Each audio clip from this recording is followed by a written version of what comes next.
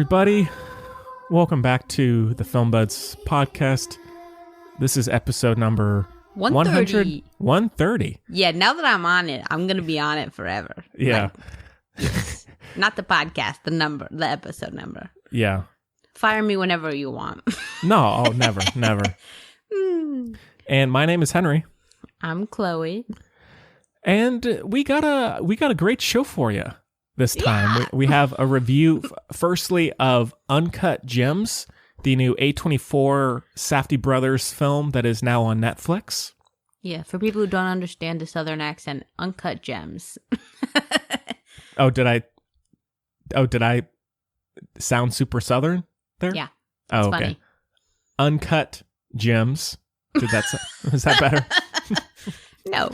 Okay. Well, and then we also have a review of Jesse Eisenberg's Resistance, which is the new World War II drama on VOD. And then we have a fair bit of news to talk about. We have, of course, the Amazon's Girl with the Dragon Tattoo series coming out. Oh, wow. We got the Leonardo DiCaprio, Martin Scorsese film going to Apple Plus, or I don't know what it's called, just Apple Productions, and also what's some other stuff? I know there's some other stuff. I gotta save the last month of my gift card for when it comes out. That's true. Oh my gosh. Yeah. Pressure's on. Yeah. And I guess gotta maybe finish defending Jacob real quick. Yeah. And then I guess also just recently the Ryan Gosling casting as Wolfman. No idea. As what? Wolfman. What's that? Like Michael J. Fox over here? No, like the Invisible Man. What? Like the Universal Monsters films. Wolfman. The man who becomes a wolf. I don't know. You know, like Frankenstein, the Invisible Man. Frankenstein is not in any of y'all's universes. You know I love Frank. He's my guy. He's a real one. But like the 1930s Universal Monsters. That's what I mean. Is that a thing? Universal Monsters? Oh yeah. I don't know. Yeah. Crap. Okay. Yeah. And so we'll get to that. Frank, he never had a TV show or anything. What are you talking about? So there was, except for like the freaking monsters and stuff, doesn't really count. So I mean, like there was Dracula, Bride of Frankenstein, the Invisible Man, and the Wolfman, and others. I'm with you. I know that those are like the canon. Also a ghost in a sheet. Right. Yeah. Yeah, but that's Halloween. The Halloweenies. Yeah. Sure. So yeah, so that's what that is. Man, I think it's gonna be terrible. I don't know. We'll see. But who am I? Yeah. We'll see. And then we have, a listener question. What does he do? It's like a horror film, like the Invisible Man was, and yeah, he's just a wolf that does his thing, There's tons of those already. Whatever, keep it moving. I'd rather watch Chamber Secrets, watch Hermione turn into half a cat. Okay, fair enough. and we have other stuff we watched, all the usual stuff. So thank you so much again for joining us. Now, we do say it every week, but this week in particular, we hope everyone out there is staying safe. It's been quite a week. Yeah. And probably we'll have the same outcome this following week, but we will see. And also, we do have a handful of in-house stuff to talk about. What we should call it? I have no idea, actually. I don't remember. Ooh, I liked it. Shoot. So just bear with us. It's all good stuff. So we do have a Patreon page if you have not been there yet at patreon.com/thefilmbuds. And that will be in the show notes as well as at thefilmbuds.com. So please, if you haven't already, and thank you to the people who have donated. Very kind of you. Thanks. Just helps support the show and all that. So it's very, very kind. Then the other big thing that we teased on the last show that will be put into this episode and from here on out.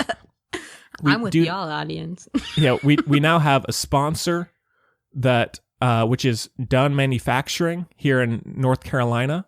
Yeah. And they've been making thousands of safety masks for the COVID-19 cause. And so they converted their warehouse or whatever production. I was going to say production studio. That ain't it.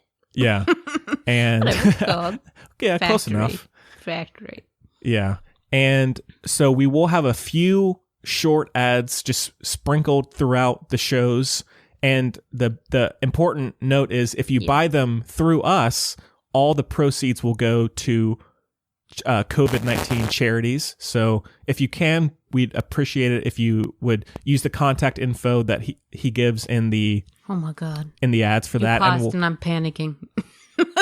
Oh, sorry. And Hello. we'll put that in the show notes. So there's plenty of ways you can do it. And thanks again to Mark Dunn for setting all that up. And for doing good things. Yeah. And lastly, this is we're almost done. As I told Chloe about, I now have a new YouTube series. I went solo. Yeah. Yeah. So a friend of mine from college. You went solo. Dang. Yeah. This is a call out. No, I mean nothing. I mean, it's not a podcast, so it's not, I'm just joshing. So okay. A friend of mine from college messaged me out of the blue and said, "Hey, you should try doing film video essays." That's awesome. And now, if you've listened to the show, I hate film video essays. I hate them. But I said, "Hey," but I said, "Hey," I love the sound of my voice. Exactly. No, I said, "Hey, let's give it a shot." And I realized I enjoy making them. I may not watch them a lot on my own, but I really enjoy the editing process, as you do, Chloe, I think, with the Film Buds video podcast. Usually. Yeah. And I got to get some actual editing software again. Yeah, same here. I'm so over iMovie. Oh, my God. Me too. Ugh.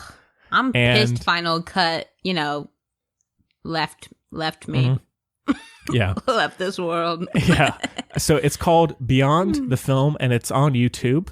And we are setting up a Facebook and Instagram page. And amazing. So it's just little short film analysis videos. So please check that out and subscribe, all that jazz. It's just a fun little side project to do. I think that's about it. Chloe, y'all should do one too. Well, side projects. Yeah. And let Henry's go-getterisms inspire you. Yes. Well, Chloe, how are you? Oh, pretty good. Yeah? I'm a lot less busy than you, but, that's okay. I'm, not bad. I found out that my grandpa was mayor of a town in Germany, so that was fun. Oh, wow. That's all I have to give you. Wow. Yeah. We're not German or anything, but my dad slipped that in while we were watching Catch-22. He was like, "Oh yeah, Bob was a mayor. My grandpa was you know what I mean." It's gonna go really well today. Hello, buddies. Thanks for being here. Yeah. I feel like I should have a story, but I don't know. But that's awesome. The video essay is great, Henry. Oh, and thank you. It's also like the idea that you don't like most of them is maybe because you're supposed to make your own, and other people who haven't found one they like, they haven't found their glass slipper yet. Yeah. Well, Henry, you're a glass slipper, my guy. There you go. Maybe so. For some people, I've always wanted that. Yeah. And I guess my biggest issue with them is that they're too long. Uh-huh. And so the one I made that's out that's why is about keep our podcast so tight. Exactly. It's about 2.5 minutes, and I actually have a second one coming out, I guess, in the next week. Oh my and it's word. about 3 minutes. It's probably will be once a week. Tell me what it is, but you don't have to tell them. But tell me. It's well, about you should birds. Tell them. It's about birds of prey. Oh, sweet. Yeah. And so yeah, I and it's it's very short and sweet, but I think that the information is there, and so I hope people enjoy it. Yeah. I love watching movie break, as you know. Yeah, and Anatomy of a Scene is my jam. I love it. Yeah, and I guess it maybe is just because we do all these podcasts and we're already talking about movies so much that going and seeking that out is just something I don't always feel the need to do. Although there are plenty of great ones out there. It's just, personal taste. But I hope this one, is helpful to people. Yeah. We'll see. Yeah. We'll see. That's it. Could be DOA. I don't know. Oh, yes. That took me a minute. Yeah, Not we'll really see. Familiar. Dead on Arrival, right? Yes. Oh, yeah. When does that... Okay, whatever. We'll see. Is it like pigeon... Or not pigeons. Is it like the doves people use at their weddings and stuff? Those can be DOA? And then it's really awkward? Maybe. I don't know if that would be the direct comparison. But anyhow. And also, Chloe, it's great to see you. I haven't too, said. Henry. It's great to see you. I miss you. You too. Yeah. Yeah, it's been a while. It has. Weird. All right. Well, let's just dive in. We got okay. We have a lot to talk about, so let's get into it. Let's get into our first review, which is I can't remember. Oh, Uncut Gems. Thank you. Yeah. And we do have a clip, as Chloe said. And for the Southerners who don't understand me, here's a clip. Take a listen. How you doing, Holly? How's it going? How are you? Good Pesach out. All right, Larry, you're a Jew again. Welcome back. I made a crazy risk, a gamble, and it's about to pay off. So I want the Celtics to cover. I want the Celtics halftime. I want Garnett points and rebounds. What do you know? I don't know. I just know. Well, I'll tell you what I know. That's the dumbest fucking bet I ever heard of. I disagree. Okay, Uncut Gems. Sorry for butchering that. I'm so sorry. I didn't mean to make you self-conscious. I feel terrible. No, it's okay. I like it. I like it. It's because I feel so distant from my... Like, I'm Southern, and people don't believe... This is like the most... asinine issue one could have, but like almost every day under normal circumstances, like when I'm out and about, which is not recently, obviously, people are always like, "Oh, where are you from?" And I'm like, "Here," and they're like, "No, like where are you born?" I'm like, "Here." Oh, yeah. I have that issue sometimes as well. Well, you got to say gem more. Yeah. Say, have you seen Uncut Gems? Yeah. Always ask them, start every conversation with, "Hi, I'm Henry. Do you have a pen I can use?" Yeah. And you'll say pen, and it'll be, it'll put a pen in it.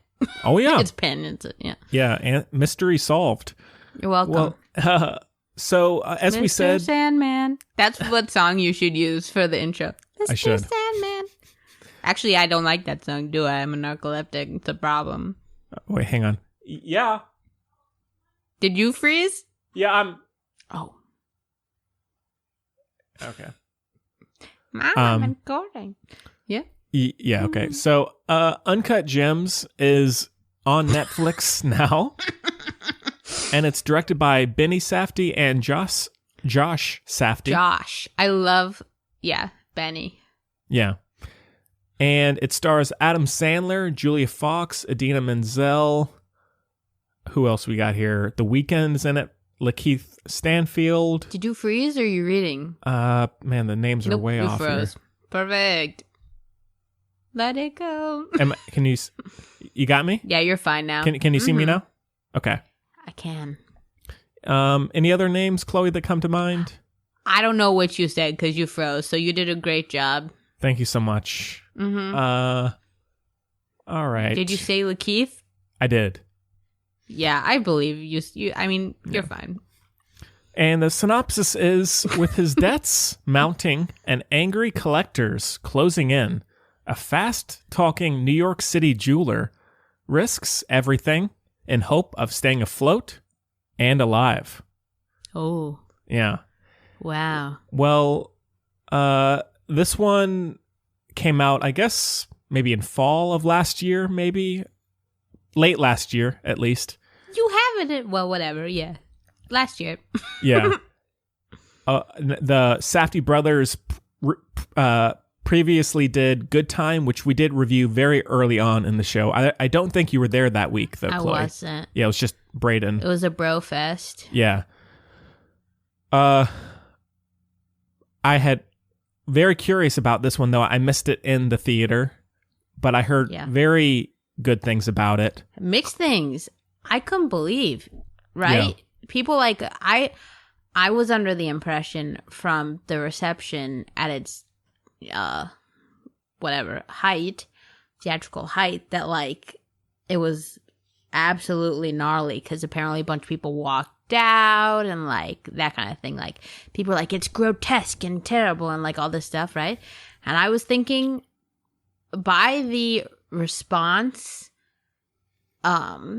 like on the festival circuit and everything, I was under the impression it was like an entire movie of the elevator scene in Drive.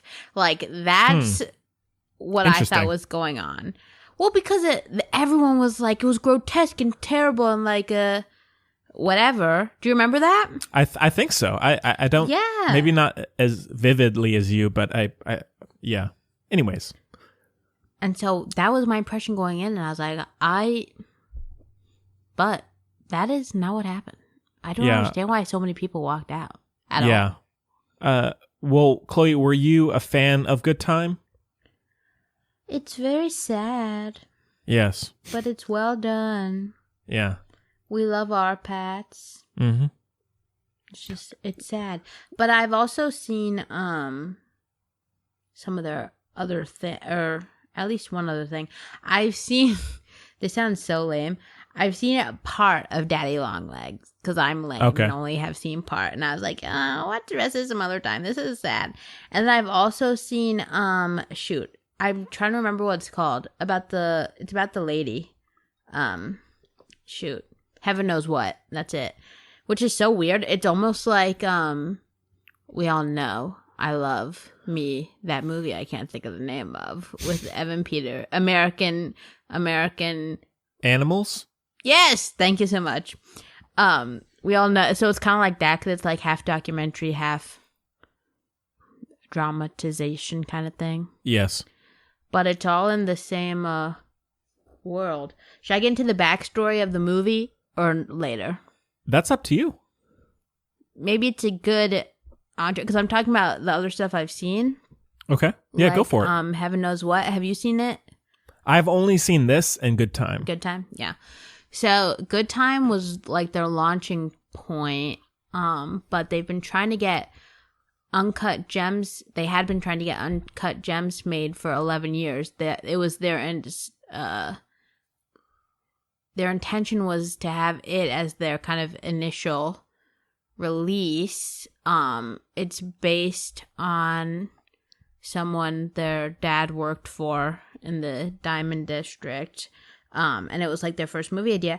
And all the reason I bring all this up now is because all their other movies came from like research for Uncut Gems, which is really interesting because it took the longest to get made. But so like if you know Heaven Knows What, it's like in the same world and all this stuff. It's because they were literally like doing research for Uncut Gems, and like Good Time was, and they rewrote the script for Uncut Gems like 160 times or whatever, and so Good Time was like taken off of like a 10-minute somebody was. So one of the executives I went to a long time ago was like, oh, well, if you make a whole movie of like just this like heist bit, like I'll do that. And they're like, nah. But then they kind of did, So anyway, so basically they really wanted Adam Sandler the whole time, and they were like, they couldn't get through to him. And then he saw Good Time and gave him a call. So I just think it's really interesting and wonder where they'll go from here, knowing that literally their entire filmography professionally has been based around Uncut Gems, like this movie. Yeah, and well, they did just sign a first look deal with A24 and HBO, so I think they've got some. Awesome. I think because of this, they've really gotten some backing. Yeah, I wonder what it is. Like, it's just so. The idea is so interesting to me that, like, literally all the movies they've made have been like due to an obsession with this particular movie getting made for like over a decade, and that's just kind of wild. So I wonder where they're gonna go, especially since they're both grounded in it, because it's based on their like a part of their childhood. So they'll probably stick with that. I would think. With all that being said, what did you think of the film? That is a great question, Henry. I don't even know, to be honest with you. Like, how do I say? Obviously, it's a very anxious time in the world anyway, if you give two cruds about anything. So I'm already like there, right? But this movie, I've not had so much anxiety watching a movie since like Steve Jobs, or not Steve Jobs. What's it called? Jobs? Steve the Aaron Jobs. Sorkin one. Yeah. You know, there's two of the same. Okay. Steve Jobs. Yeah, the Fasty one. Like, the Winslet one, really. She still got robbed at the Oscars. I'm sorry, Alicia. Well, oh my God, that's so crazy because, you know, married and everything, but whatever. Yeah. Well, that whole movie did, really. Oh, completely, but especially Kate Winslet, I think. But anyway, but like this movie, like, get ready. Like, but I don't understand, again, I don't understand why are we doing spoilers? I guess it doesn't really, well, at the end? Yeah. Yeah. But without giving anything away, I guess, like, it's just a big ball of, like, yeah, it's like, and it's made worse by the fact that he's, like, an anti-hero. Like, he's no Harley Quinn. You know what I mean? Like, no. You're just not, you're like, oh my God. It's just, you're just so anxious. And it's like, this could so easily be a comedy if they changed, like, the tone. Do you know what I mean? Because it's like, are you kidding me with this? Which is obviously why it was so memorable from their this person they just heard about from their childhood. But, like, yeah, I mean, but the acting's good. I think not everyone, but, like, you know, hashtag punch drunk love. If Adam Sandler's given the opportunity, he takes it. Yeah, as I've said before, when he's good, there's nothing better. When he's in a movie that he's great in, it's hard to beat. He also got robbed. He didn't even get nominated. Yeah. But that's because Hollywood doesn't like messy things. So anyway, but yeah, I thought it was really well, at the very least, even if I didn't love the content, but I get it, but you know, whatever. It was very well composed. And it had really good pace and everything. And it was very clear to understand, I think, even, which sounds stupid, but like, it's very claustrophobic, and kind of manic just because of the plot and the characters, but you're never like lost in the sauce. Like, you know the story all the way through despite all the mishigas, like stuff that should not make any sense. You know what I mean? And I just thought I really liked, like, I guess for lack of a better term, like the act breaks and stuff. I just thought it was really, really well put together. I thought the acting was solid, except I'm so sorry, I didn't like the newcomer, that girl, the lady, the woman. Oh, the girlfriend? Yeah. I thought she was by far the weakest link, especially on like there's like one like very emotional scene where Adam Sandler's like giving it his all, and she's like, you know, trying to, I don't know, girl should have put some onion juice on her fingers and put it up to her eye or something. She wasn't even giving us tears, okay? They had to do that thing where they cut and they come back and she's crying. Okay? That's some eye drop nonsense, you know? I'm just saying. So that I didn't, like, I see why she's like the vibe for the role, but I just thought she fell so flat. I thought that could have been a way better. Think about, like, that is like one of the classic Oscar performances for, like, you know, for lack of a better word, like actresses. And right. You know what I mean? Mm-hmm. Like, and I don't like her, but I'm even thinking like, at the height, kind of, not to say that I won't, you know, whatever. Thus far, the height of Jennifer Lawrence's career, that would be a role that she would totally play. Sure. Do you know what I mean? Mm-hmm. It's like very juicy. It's a I mean, very it's juicy almost role. it was almost like the American Hustle role. It was like a smaller role, but she was very, Yeah. and it's very pulpy and everything. very in that vein. Yeah. I just think that like that very easily could have been out of any in the movie, actually, like even more than Adam Sandler, because he doesn't want to play it up too much, because then it won't seem serious and everything and like whatever. But I think that could have been like the runaway performance if it was given to, I don't know, somebody who could do it. You know what I mean? Mm-hmm. So that kind of sucked, but because I was really wanting that. But other than that, I thought it was really solid. It's not like, I mean, it's not like my favorite movie. It's not my deal. Very stressful. And like, I get what it's saying and everything pretty easily. It was just, like I said, it was beautifully crafted and everything. It's like one of those where you really can admire, like I said, like the craft in every way. It's just not super my deal, as one might think. Like, I'm not mad I watched it, but I'm not watching it again. Mm-hmm. But I think every part of it was really well done. I love the score. Score is like incredible. Score is amazing, yeah. Oh my God. I mean, and the entrance into the movie is like incredible. Yeah. And I've seen a lot of documentaries about, you know, that dirty underbelly of the world. So I was, I don't know. I was happy, as it were, to see it in a movie like this because it's very real. Which is, I saw a really good documentary about it with my father, but I can't remember the name. But maybe I'll find out and tell you later. But anyway. Yeah. No, I thought Good Time. I liked it a fair bit. Not as much as a lot of people that I talked to seem to feel about it, but I was immediately struck by the style of it, and it was just very clearly a unique voice and style, and so I was very curious about. But not on purpose per se. No, like not for the sake of it, which I think is so important. Right. Coen Brothers. I disagree about that, but what was I saying? So going into this movie, I had heard very good things, as I mentioned. I agree with everything you said. The craft is there, and the performances, especially Adam Sandler. I don't know why The Weeknd was in this. He's in it for like 5 seconds. Oh, so annoying. Yeah, I just hate that. Cut that. I actually dumb. Yeah, I hate that. Yeah, but even with that being said, I didn't love the movie. I actually found the first half to be much more tiresome than compelling.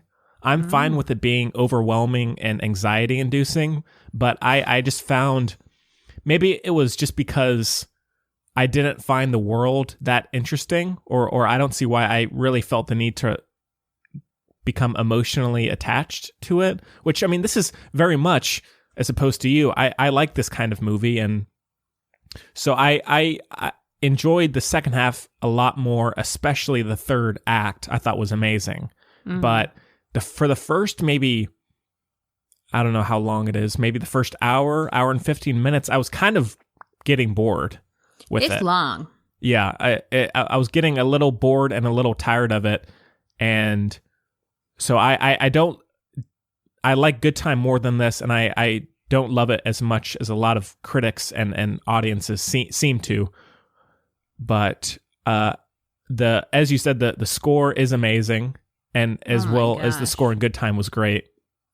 Same lady. Yeah. Or dude. Same person. Yeah. Same person.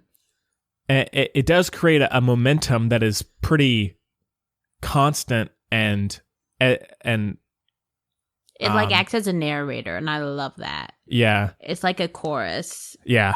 Shakespeare style. Yeah, and one thing with their movies that goes into what we've talked about is their sound design is very aggressive.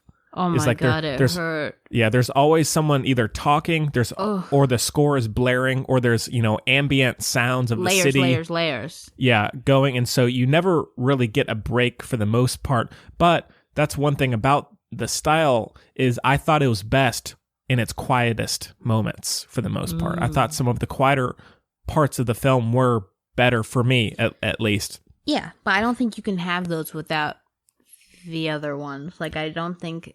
Do you know what I mean? I agree. It's just that... And they were done really well, so... Like, it was all real. They went out and actually...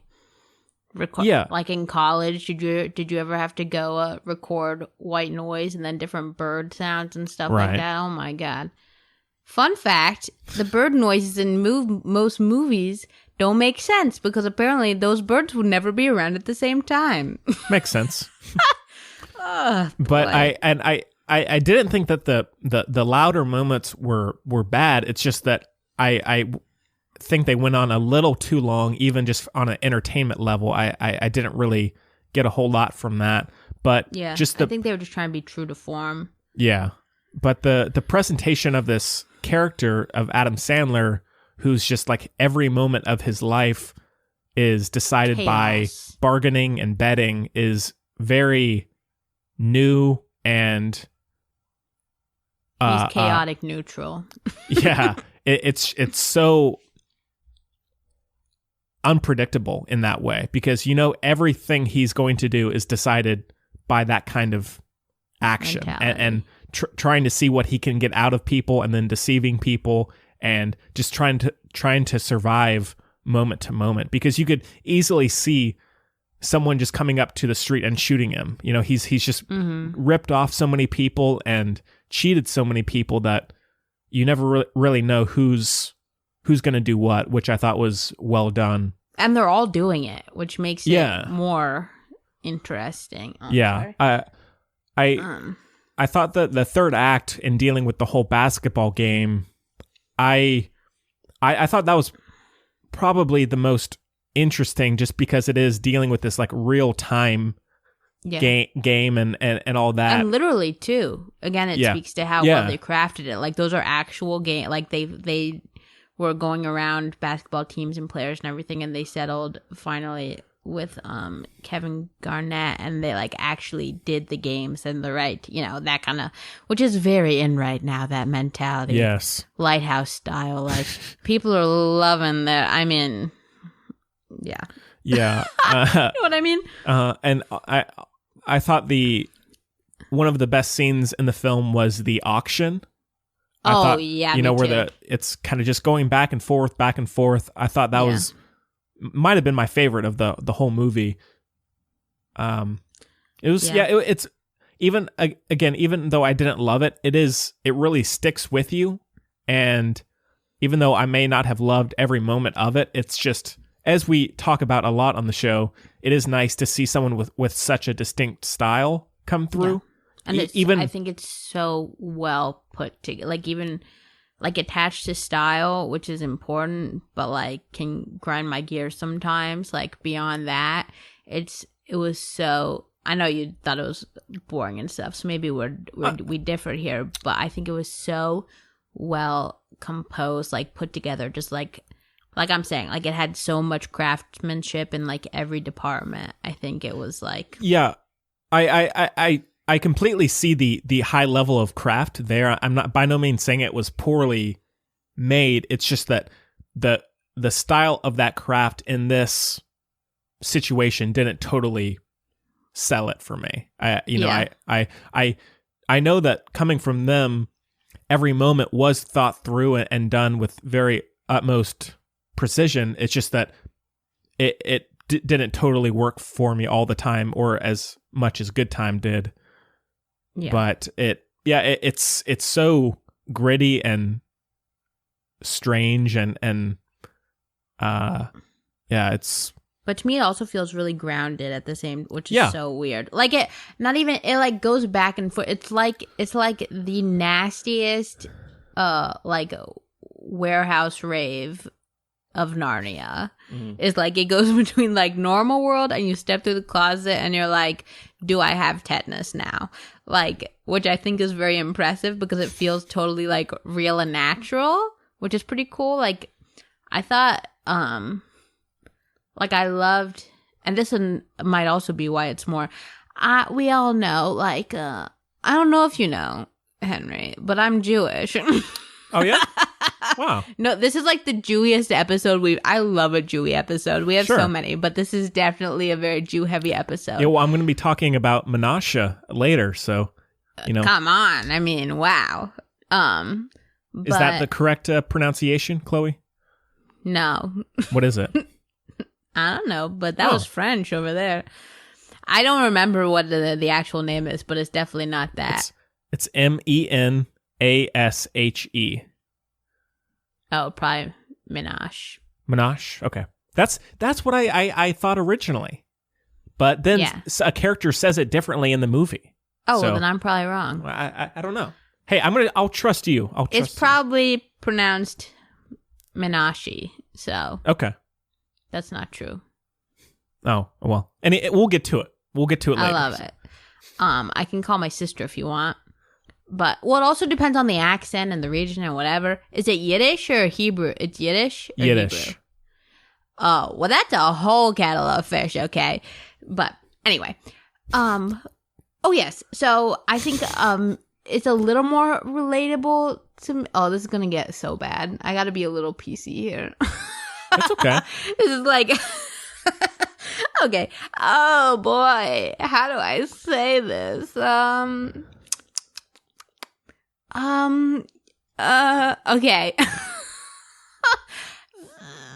The place where it gets complicated is like, as you know, Judaism is both a religion and a culture, right? Like we've been the same group of people for, thousands of years. Mm-hmm. So in that, it gets a little dicey when talking about, because there's, I mean, it's not PC at all, but there's like, to a Jewish person, there's like types of Jew. There's like expressions and stuff, you know what I mean? And the one thing we should mention, Chloe, if for people who have listened to the show a lot, is you were wary about going into this movie because of the trailer. The trailer pissed me right on off. Yeah. Did that? I stand by that. I stand by that the trailer pissed me off. It's not bad in the context of the movie, but the trailer uses that as like a punchline, and that really bothers me. In the trailer, the like last thing in the trailer that's supposed to be like comedic, it's clearly supposed to be a punchline, comedic, is someone's like, oh, what's that dude's deal? And then Lakeith Stanfield's just like, he's just a crazy Jew. And it's like, that's not cool. Like, that does not fly because, it shouldn't be a punchline. And in the context of the movie, it works really well. Like, that's kind of what I'm saying. Which is why actually I'm having a problem relaying what I'm trying to describe about the culture and everything, because it all has to be contextualized. Like, it's the life I've always lived and been surrounded by, which is why it makes more sense to me as like, so of the Safdie brothers, and so Safdie brothers, and so like that line contextually makes a lot of sense because it's what they're surrounded by, right? Mm-hmm. So, but in the scheme of the world and our country and everything, where anti-Semitism and stereotypes are very prevalent, I think it's irresponsible to have cut that the way the trailer did. Yeah. I think that was not cool. It didn't make me feel good. Made me feel bad. Yeah. Now I agree completely, but it should be said, I doubt the Safdie brothers did that trailer themselves. Do you think? Oh, I know. Yeah. I always have I love The Holiday. I have a problem with trailers in general. You know The Holiday? Jude Law? With Jude Law? Cameron Diaz. Yes. Mm-hmm. Cameron Diaz is a trailer cutter. Oh, that's right. Yeah. And they make tons of fun of trailers. Always suck. They're always trying to just get people into the seats, which again is kind of, I don't know, why is a Jew getting people in the seat? But yeah, no. I know they didn't do that, cut themselves. Trailers always, a lot of times they suck. But yeah, no. But in the context of the movie, it totally made sense, and that is like, a part of Jewish culture that's just like, oh boy. Like, again, it's not even Jewish culture. It's like, again, there's like, I don't want to get into it because it's too hard to explain. There's factions. If you know, you know. But like what they spoke about is true. And I really admired that they showed like him in the two sides of his life, and it didn't have to do with him. They made it really clear that his behavior didn't have to do with him being Jewish. It was almost like which is, you know, all the stereotypes, like Jews like love money and like cheating people and whatever like that. But this shows that he's like, what he's leaving behind, as it were, as like far as what he's focusing on, what he's caring about is his family. And it's like I've never seen like Search for an Afikoman in a movie except for like the freaking Sesame Street Passover movie. Is it Sesame Street? Yeah, which is dope, in case anyone's wondering. It's the best. Okay. But it's like Indiana Jones, but the Passover story with Sesame Street. It's wonderful. Okay. You're welcome. I'll give it a poke. Give it a poke. But yeah, I've never seen anyone search for the Afikoman before, and especially like they didn't really reference it. Like people were probably like, "What the heck is this?" Like, did you understand what's going on? You might know, but I mean, they're like, "I found this," and it's just like, I have no idea. It rang a bell, but I would not be able to tell you exactly. No. And I love it. Yeah. Anyway, it's not. Yeah. Yeah, so I love that it speaks to both sides, because like they are there, especially like in that, oh god, like my bat mitzvah, for example, was super low key, like very nice and everything, but like again, of course you can't speak generalizations, but like especially up north, there's like a you know, like the show like that was on, I don't know, VH1 or MTV, one of those channels, like the Sweet 16 things. Whatever, where it's like my super sweet 16. Yeah, my favorite show. Oh my god, Jennifer Lawrence, throwback. She was on the commercial for that. Sorry. Oh, was anyway, she? Oh. Yeah. Anyway, but like the whole thing is like it's supposed to be very showy, and like the ones I've been to is like, this is wild. Like it's more than like a wedding, and it's like absolutely crazy and all that stuff. So like that side definitely is there. Especially in like, you know, New Jersey, New York and everything. So it's like, okay, so I'm glad they just did it. I mean, it's their life, so like, duh. But they did a really good job of like evening it all out, and like the kind of, you know, talking about Pesach, but also then like getting beaten up for like owing someone like like $1 trillion. Like, could you bet on a game? Like, it's wild. So, and I like that there's an underlying sense of community you see like through the pawn shop people and then the jewelers and that little thing. Like everyone's like, are you okay? Like, but are you okay? You know, like he's definitely the exception, but also it makes sense. Like, yeah, he's just a wild little bouncy ball. He's just bouncing all over. He's like his own little world, and he's bouncing all over the place, and it's crazy. Yeah. And we won't go into it, but the end is just beautiful. It's just perfect. It's so perfect. Like, as far as the quote-unquote moral of the story, as it were, like, which again, this movie's not really preachy in any way. It's just saying, like, that's gonna happen. Like, you can, if you're in a situation, if you put yourself in, like, in an immoral place, or a place without morals, then even if you know, win, as it were, there's no fair and square. You live in a realm of no fair and square. So, like, yeah, I agree. So I thought that was beautiful, and I thought it was really well executed too.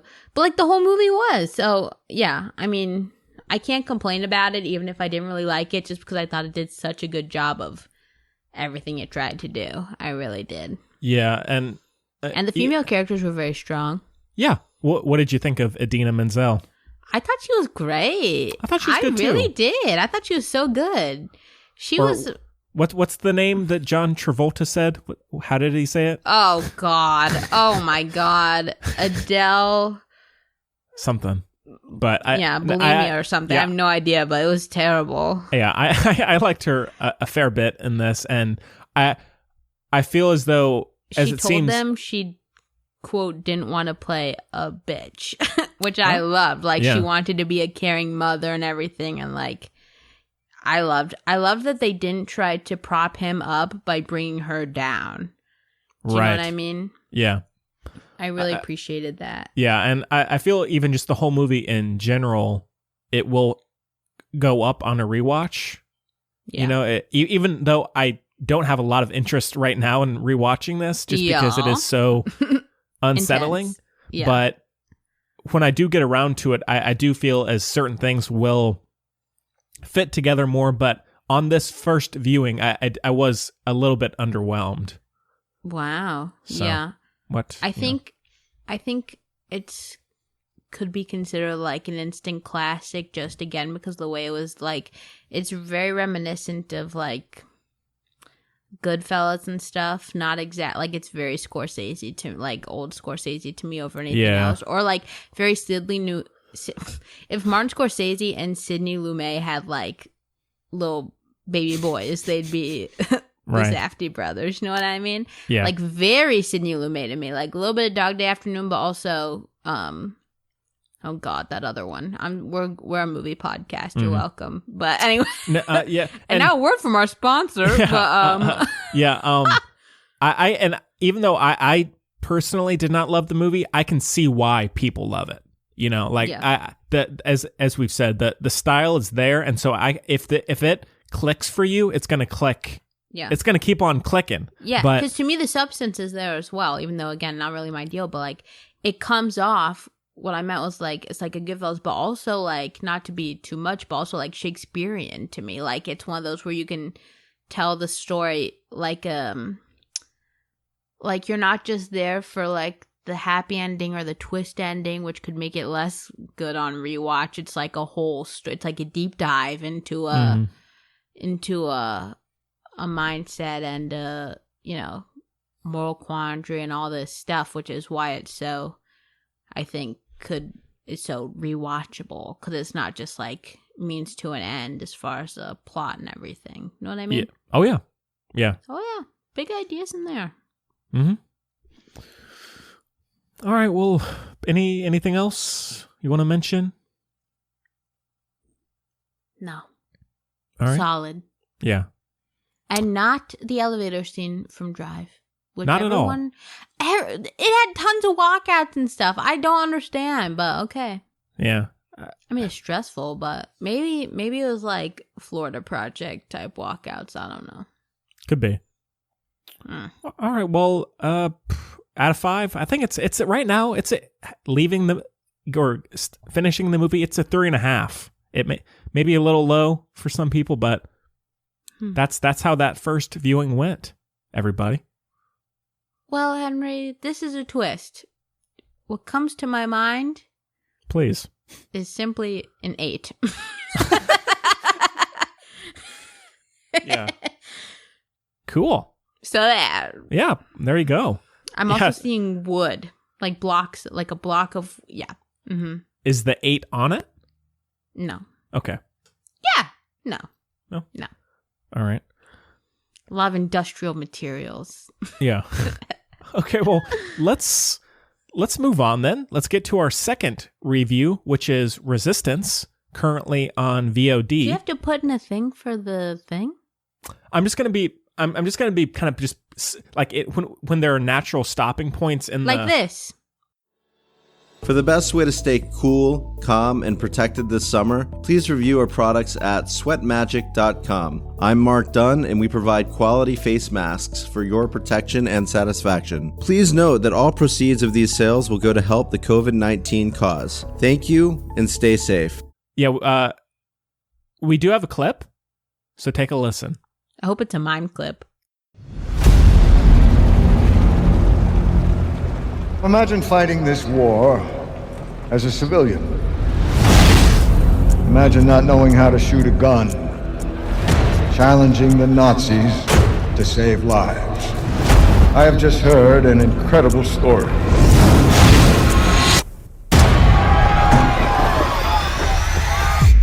That makes your sacrifices completely worth it.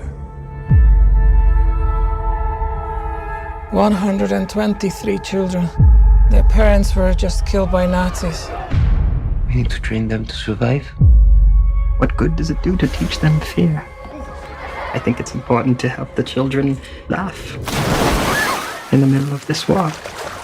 All right, well, Resistance is directed by Jonathan Jakubowicz, I think is how you say it. and stars Jesse Eisenberg. From Venezuela. Oh, yeah? He's a famous Venezuelan director. Oh, interesting. And yeah, Jesse Eisenberg, Fleur Delacour from Harry Potter. That is not her name. You know that, right? Clemence Posey. Posey. Like Posey? the flower. Matthias Schweighofer. Sorry Nailed about it. that. Ed Harris, Bella Ramsey. That's about it, I think. No! Edgar Ramirez. Oh, right. That's right. For like Wild. So, Yeah. oh my God. Yeah. And the synopsis is the story of a group of Jewish Boy Scouts who worked with the French, which is strange, who worked with the French This resistance. is the worst one ever. Henry, this Yeah. wins, right? For the worst one ever. It could be. Jewish Boy Scouts. Oh my God. Yeah.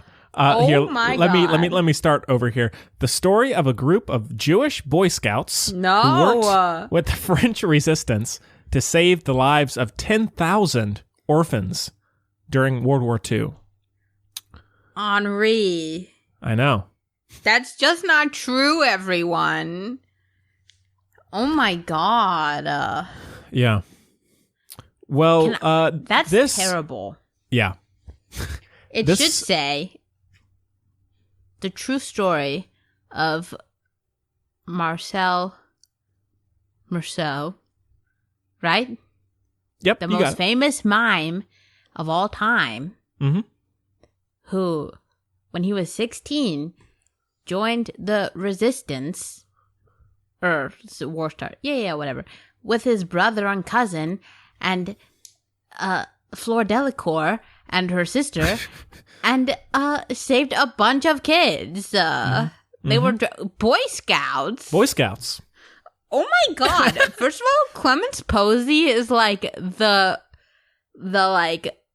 cornerstone of their little group. So this is wild. Call them Boy Scouts. Also, they were resistance soldiers. Oh my God! Also, he was a very famous mime. I cannot with that. Boy Scouts. Yeah. Now, Oh my God. this one I think was going to have a theatrical release, but then And it I was. was so excited. Oh, were you? Okay. Yes. And but it got put on VOD because of COVID-19, Oh my God. and it came out maybe in the last month, I believe. This was when I was again very small, not actually world problems, but in Film Buds land, I was very upset that this one wasn't actually really going to get seen by many people. Right. Apparently, I had heard about it. I didn't know very much. I didn't know about this story. you didn't know it was about Boy Scouts. I didn't know it was about Jewish Boy Scouts.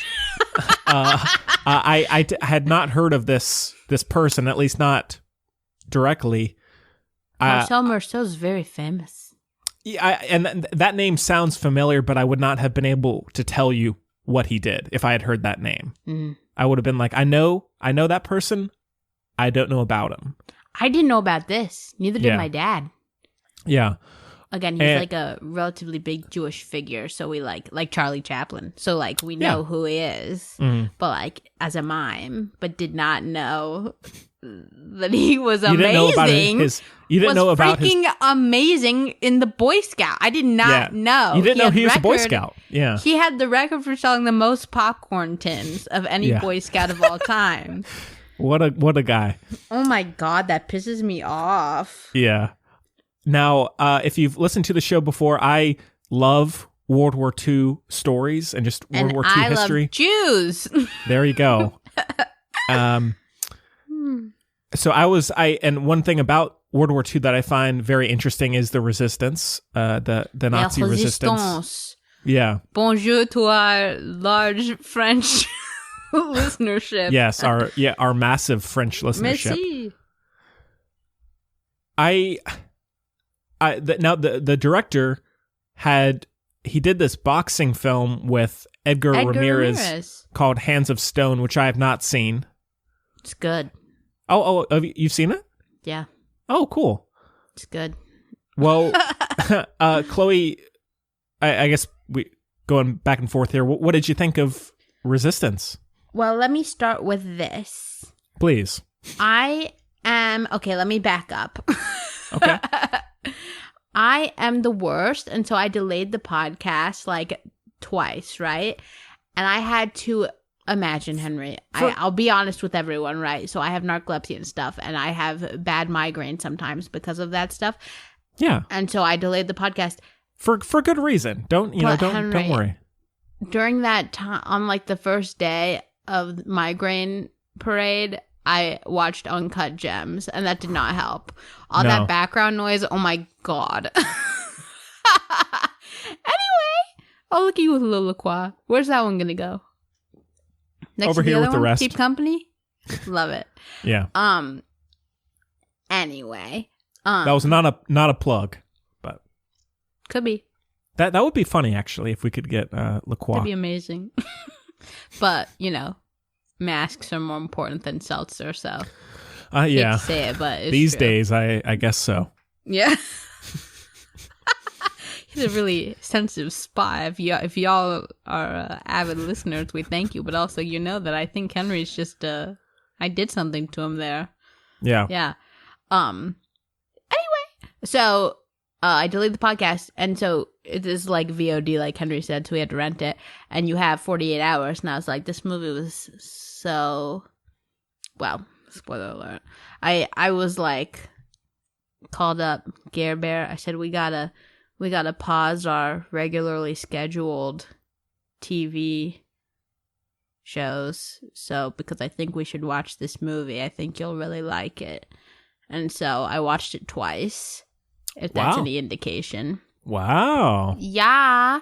Also, this is super weird. Dr. Strauss, his favorite actors are Jesse Eisenberg and Clemens Posey. He loves Clemens Posey. Yeah. What weird, else, right? What has she been in besides Harry Potter? She was in a show called she was in that show. The Tunnel. Yeah, that's right. Okay. I can't remember. I'm sorry, Papa. But he loves that. She's been in tons of stuff. She was in my favorite movie of all time. Not literally. So underrated. Give it a shout out, Henry. Miss Stevens? Absolutely not. Clemens Posey was not in Miss Stevens. No? No. Was she in Lady Bird? I do love... No, I'm... It's not literally my favorite movie of all time. The Final Portrait. Oh. Yeah. Anyway, she's been in tons of stuff. She's in lots of masterpiece, BBC stuff. But my dad loves her. She's in everything he likes. And that's his favorite show. It was The Tunnel or The Bridge or whatever. I don't remember what's called. Cool. I'm sorry. But yes, so that was a fun little twist, and it really encouraged. And as we all, well, not we all know, but as you may recall, Henry, Ed Harris asked my mom out, so that's fun. We've been over this. Yes. So either you could have had a Pamela Ed Harris marriage or a Chloe in the world. So take your pick. I don't know which I would choose. I know my pick. Especially not this week. I don't know. So anyway, but yeah, I think you should go first because I kind of showed my hand a little bit. Okay. I thought the film was quite good. I thought it got better as it went along. I thought for a little while it seemed a bit directionless, but I felt like once it really got into the Resistance story. So was Marcel. Yeah, I thought it really picked up, and I found it very compelling. My biggest issue, I hate to say it, Gary, my biggest issue was Jesse Eisenberg. I did not. I was wary going in about the whole French accent, and I don't think it was consistent. It was a Strasbourg accent, okay? Strasbourg accent. Okay, well, I thought that it's half German, half French. Okay, well, I thought this it's a bit of a Russian Finn Wolfhard kind of deal. Look, he was Ukrainian in that movie in Goldfinch, and I told you he actually sounded just like Sasha. But see, Chloe, my Ukrainian friend. This is the thing. I'm not. If I completely think that Finn Wolfhard and Jesse Eisenberg, perhaps, I haven't talked to him directly, not yet, but even if their accent is spot on. You're hating on all the Jews. I see it. No, I know that's not how they talk. I'm just kidding. And so it felt put on. Yeah. That's my, I just don't see why, I mean, Jesse Eisenberg is, a Hollywood actor, so it's kind of a name to get the movie made, but I thought that that part of the performance was not great and just distracting. And because mostly that's just because I know that's Jesse, not Marcel. So I thought everything else about his performance I thought was quite good. I thought he was amazing. Yeah. Especially when he's like observing, when he's taking in. Yes, I thought incredible. Yeah. Now this sounds mean, and I don't mean it to be. It's just kind of what you're saying. When he wasn't talking, I thought he was incredible. Yes. His reaction, his performance, his reactionary performance was, I think, incroyable. Yes. Yeah. And I loved when he was performing. I thought he was so good. Like I thought that was great as well. Yeah. Loved it. Yeah. The movie, it gets into, and for good reason, it gets into some pretty dark aspects of what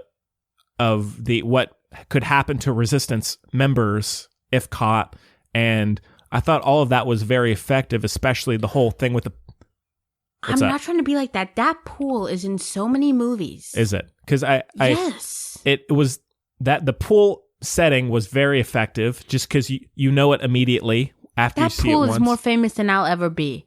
That pool is in so many movies. Yeah. Well, I thought all of that was very good, and even as despicable as the character is, I thought that the Nazi officer, the performance was very good.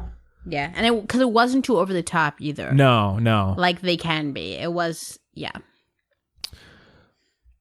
So I thought that the journey was quite interesting, and as I said, it got better as it went along, and I thought that just the situations that they're put in were very interesting, and Boy Scouts. But they're Boy Scouts. Where did that even come from? I thought the scene they where dress up as they're at a camp, but half of them are girls. Like it's not. They don't even. I don't even know if they had Boy Scouts in France or Germany. It's crazy. I mean the standout scene is when they're selling cookies. It was great.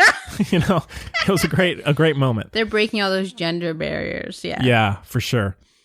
I did find one thing, and now I don't know the story by heart at all. So I'm not. This is purely just viewing it as a film. I did find there were certain moments that felt a little too coincidental, like where certain characters will show up just as the moment that the antagonist of the story is, like with the train. And I thought there were a few moments that felt a little too written to where characters were going to run into each other in the vast space that the story was taking place in. Well, it wasn't that vast.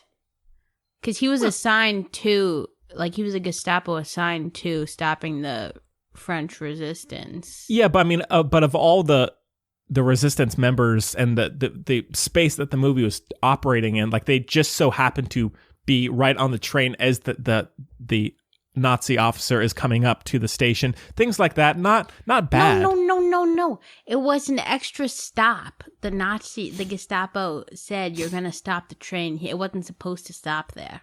Right, but I mean, in terms of the antagonist that we're following, it just so happens to be him. It's like, I mean, wow. It's and also, and now these are just I think nitpicks. That's a little nitpicky, if I may say. It's nitpicky. I'm nitpicking, but it's just for the sake of conversation. Also, in the scene in the forest towards the end, which I liked, gorgeous. I thought, why? And if I'm wrong here, I will be stand corrected. I thought that the officers are going through the forest searching for no spoilers. We want people to watch this, but yeah, that's in the trailer. So go for it. No spoilers here. So they're going through the forest looking for the group. Yeah, but I found it, and again, very coincidental. Like, why do they just so happen to spend like 5 minutes looking at this one tree that the group happens to be in and not the others? No. It's things like that felt very directed. No. Henry, you're being wild. You're wilding with this. But it's like... It's a narrative. Oh my God. No, I get that, but it's like... but I thought that, and I mean it purely in terms of the direction. Maybe they're not spending an hour of the movie showing them looking at all the trees. No one's saying they're not looking at other trees. They're just showing the part that is interesting. No? Nobody's like, that tree, let's stare at that tree. They very well could be, roaming for hours, I'm sure. And I'm not saying I don't need a spin-off of the Nazis walking through the woods. I'm just saying the way, and I mean this purely in terms of the direction, not necessarily the story itself. It's like it's showing, them walking through the woods at a very quick pace, and then all of a sudden they just so happen to look up at the one and spend this long time. It's little things, and again, it's nitpicky. Moving. I don't know. It's little pieces of direction like that I didn't love. I think it fits into the tone of the movie. Like it's very reminiscent to me of like, which fits, I guess, like having to say like it's very reminiscent of like old style narratives. Like from the 40s, very much so. Like it's not. Yeah, fair enough. Despite the content, it's not super dark and it's not like particularly comedic. It's just very lifelike, I guess, almost like a Tale of Love and Darkness, kind of like it's a very just. So sorry. Yes, No, she okay. agrees. It's like a very I mean, it's a movie. I don't know how to say that any better. I'm not doing a good job of it, but like. I agree completely, and I'm by no means saying this made the movie terrible or anything. I still found those scenes quite entertaining. It's that at times it just felt more movie than more movie than I liked. It would a little bit, not too much. It's just that the storytelling felt like a movie. It felt too You remembered movie. it was a movie. You Yes. knew you were looking at it. Yes, But and now- then so I would be then kind of taken out a little bit of the realism of the story. Yeah.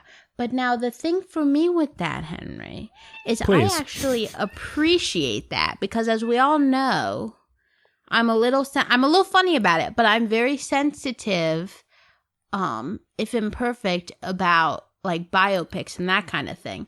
So I really appreciated that it felt like a movie and that you were like remembered that you were watching a movie because it was about real people and very serious traumas and stories and situations that can't be properly acknowledged or portrayed. It just can't, those feelings. Like Right. even when I was, I've been in even when I'm not pulling a card here, but like when I visited Auschwitz and stuff, you really realize like, and even that is like far removed. So in that way, and especially like keeping a relatively lighthearted tone I really appreciated the way they set it up. So it wasn't at all dismissive. It was like a glimpse into a little, those little things you put up and you can click and it shows you like different pictures to Yes. your eye. You put it up. The kaleidoscope? No, like the little things you put. It's like a little prismy thing, but you put it up and it's got little pictures in it, and Right. you click and you can see different pictures. You know what I mean? Yeah. Yeah. So it's like that. So That Boy Scout thing. Exactly. You got so that. I come from a long line of Eagle Scouts, so better watch out. I don't. No, it's those overachieving Jews. I tried to do it. I just wasn't feeling it. Aw. You and maybe Dr. Strauss can help you. He talks about it constantly, so I'm sure he'd be down to it's never too late. Okay. It might be. I don't know how it works. I would feel maybe a little out of place. It's okay. But hey, let's Yeah. I can't remember what he did for his project. I'm very curious. But oh no, go ahead. But I just want to say, like, I really think they found, like, I don't know, for lack of a better word, like a sweet spot as far as tone for the movie, and I think that's why that stuff kind of works. Mm-hmm. You know? Yeah, and now I'll like, say this last thing. Bright colors, not crazy bright or anything, not like Jojo Rabbit, but yeah. No. Yeah, I'll say this last thing about it, and then, you know, there's other things we can talk about that are probably better, but in summation, for a group of characters and a world that is having to be so impulsive and moving around constantly and having to make decisions right on the spot, the direction of that story felt too calculated to where it didn't feel as real to me. So that's, which again, not a big issue by any means. You know, just little moments that I kind of was taken out of, but otherwise I still found it's well directed, and it's overall it's very well acted, I think, and also, as we've talked about before with even Jojo Rabbit, in terms of keeping history alive, it's just very important to tell these at times very dark stories, but also very hopeful stories. And especially I thought that the end credits, or the end, whatever you want to call them, were very meaningful and really gave the story even more weight than it already had without it. And Marcel is an incredibly interesting figure in the time frame. Yeah, and in the culture, as it were. Like, I think it's so important, and at least for me, something I struggle with a lot is like, especially like right now and stuff, like I feel very guilty for like not going out and protesting and stuff like that, and like it can be very difficult to find your place, like the way in which you can help the most, kind of thing, like that lens that your true self lends to the most. Like I've been doing like graphic design for like causes that like need lifting and stuff like that. Oh, nice. But the point there is like that he does an excellent job of showing that you don't have to be like his dad says he has the muscles of a ghost, which I'm obsessed with. But like I'm obsessed with that. Like, what does that? I'm obsessed with that. But anyway, but I just really appreciate that the biggest message of the movie, especially, again, we love a movie that says something about. Oh yeah. Like we've talked about this a lot lately, but like the just kind of self-awareness as well. Like Marcel, he didn't think he had any place there. Other people didn't think he had any place doing anything because of his what he was good at and what he cared about and that kind of thing. But it ended up being an incredible resource. Like, and the big message of the movie is the thing that gets you through. Like, you have to have hope and some joy. Like they were saying, well, it's true. Like I'm going all over the place, but what's new? So like when you're saying that seems like a little calculated and stuff, like a little crazy, it was like some crazy stuff. Like he was going through the woods once, and with the resistance, and the Gestapo saw them or whatever, and I think it was like 10 of them or something, and he convinced them with like literally his acting skills and miming and everything that he had a huge like militia behind him, and the Nazis surrendered and retreated, and there was nobody behind him. It was just like that, which is wild. Wow. You know, but more to my point is that he went, you know, back and forth, like you said, crazy amount of times to save these kids and help them. They dressed up like it was camp, and they were, you know, crossing into Switzerland. And a big reason why that was successful was because he could make the kids feel, you know, happy and comfortable and joyous, to the point where it did seem like they were campers, not, you know, recently orphaned, like refugees who people wanted to, who they, you know, dealing with excessive trauma and PTSD and everything. So like that kind of shows you as well. Kind of the point of the movie is that you know, which goes with the tone as well. Like all darkness is not gonna do much for you either, I guess. Like, you know what I mean? Mm-hmm. Yeah. I think that's just a beautiful message.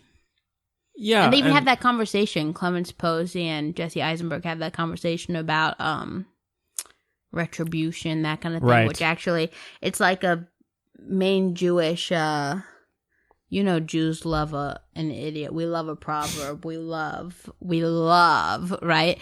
And one of them, as I think I've said before, and I'm going to paraphrase, I'm going to mess it up, but basically it's like, the best revenge is to live a good life. And I like that they actually like talked that out in the movie, because it's literally a thing like we say. And I loved there's so much about it I loved the conversation he had with the kids at the beginning, where he was like, every generation somebody did, but we're still here. Because like, that's the truth. Yeah. But I like that they're also speaking to their audience, like, you know, those kids, like grandkids and stuff, or kids, very much I guess, so. like Marcel's the same age as my grandfathers, basically, because they lied about their age to enlist early in this country. You had to be older, so. Or my grandfather, one of them was old enough, the other one wasn't, but anyway. But it's just like the idea that like they're all the same age and stuff. It's like it's a movie for us as well, which I think is why it's like lighter, like as opposed to Schindler's List, which is like, yes, we know. Or for instance, I hated watching The Boy in the Striped Pajamas. Like I hated it in school. Like that is clearly a movie. No shit, you know, whatever. That's clearly a movie that's like for history class for people who've never met a Jew, which was like a lot of people I grew up with. Like I was the first Jew they met and that kind of thing. And it's like, all right, but this one had like levity and beauty and happiness, which I agree, loved, because like that's real life. Like, oh my god, the beginning of this movie like gives me life. Oh my god, when he's in the butcher shop and he's like, my dad wants me to bed. Like, it's so sweet. It like starts with a little rom-com. Like, we love it. You know what I mean? Yeah, I agree. So cute, because you have to have that stuff to get through. Yeah, and I also thought the relationship with the father was very interesting, because at first you think it's going to be this conflict, big dramatic, this conflict of, you know, this strict father not understanding the or not wanting his son to be, you know, artsy and you know, theatrical, but then it goes more into, he just wants to know why he does it. He wants him to be, I think more than that, it's because of what, you know, you end up finding out and everything. I think it's like a very good representation of like, you just want your children to be like safe and happy. Yeah. And all that. Yeah. And like, I love, especially with like, again, I'm not trying to be like that, but like Jewish tropes, especially recently, it's like, and I know other cultures and religions have similar tropes, like in Never Have I Ever or whatever Mindy Kaling show, where her mom is like, I don't know, mad at her if she doesn't get like a 108 on every test or whatever. But like there's a lot of Jewish tropes about like, you have to be a doctor or a lawyer or like, you know, that kind of like not creative, like professional. And like, if you don't do that, then you're like a failure and blah, blah, blah, blah, blah. And like very dramatic. And the whole idea, like, I loved that they didn't comment on like, some people had payas, some didn't. Some wore kippah, some didn't. Some had tzitzit, some didn't. Like, I loved like it didn't matter, because that is actually much truer to who we are, because we're a religion and a culture, like I said, so it's all mixed together. And this movie was so true to that, and I just really appreciated that they didn't play up any tropes for like the sake of a movie or whatever, because it's not realistic. And it also speaks to like why we as a culture and a society have, you know, made it far, because we're not a very judgmental people, like particularly especially in terms of how people want to practice. And also like it says, the Torah has its own, I'm going to say it wrong, paraphrasing, but like the Torah has its own writing for each person who reads it. So like it's like very non-judgmental, very not like strict. But also like Jewish culture traditionally super highly values like the arts and stuff, which is again why we quote own the media. That's a joke. We don't, but that's not a thing. But anyway, but I just love movies that are true to life and can show you that in extreme tragedy you can also like laugh and love someone and all that stuff. You know what I mean? Because for sure. And so it especially hits hard when it's talking about my life, basically, the life of my loved ones and where I came from. But I love it in I think it's like the most beautiful language you can speak to everybody, especially about where you come from. It's also a lot more universal because it's not in these like I said, like really like extremely specific tropes and that kind of thing. You know what I mean? Right. Yeah, I agree, and it does a good job.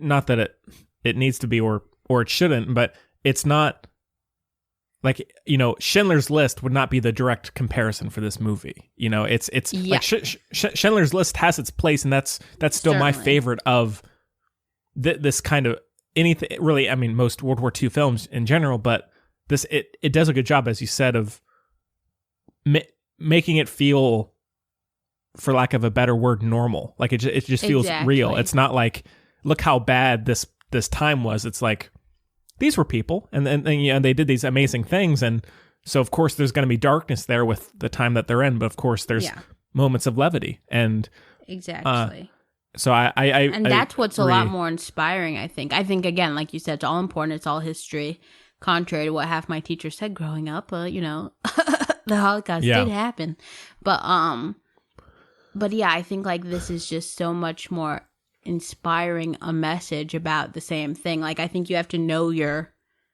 what you're talking about, so you need movies like Schindler's List maybe for people who don't have the fortune of that easy access to that education, but also this kind of movie is what's gonna like uplift you like in times right now, like inspire you and remind you that like good people are just doing good things and living their lives, and you don't have to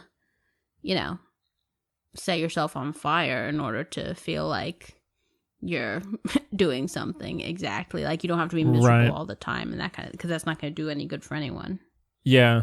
And one scene that not dealing with that necessarily, just in terms of film, I thought the scene towards the beginning of them training the kids how to run, so because that's something I don't know if I'd really seen before in a movie, and at first maybe if being distant from it, you don't really think about that kind of training happening. But of course, they're the people, some of the people you should teach that kind of thing most to because of the situation. And so I thought that scene was very interesting because, they are kids, but they're in this world that is so dangerous. And so I thought that was experienced more than most people anyway. They don't understand it.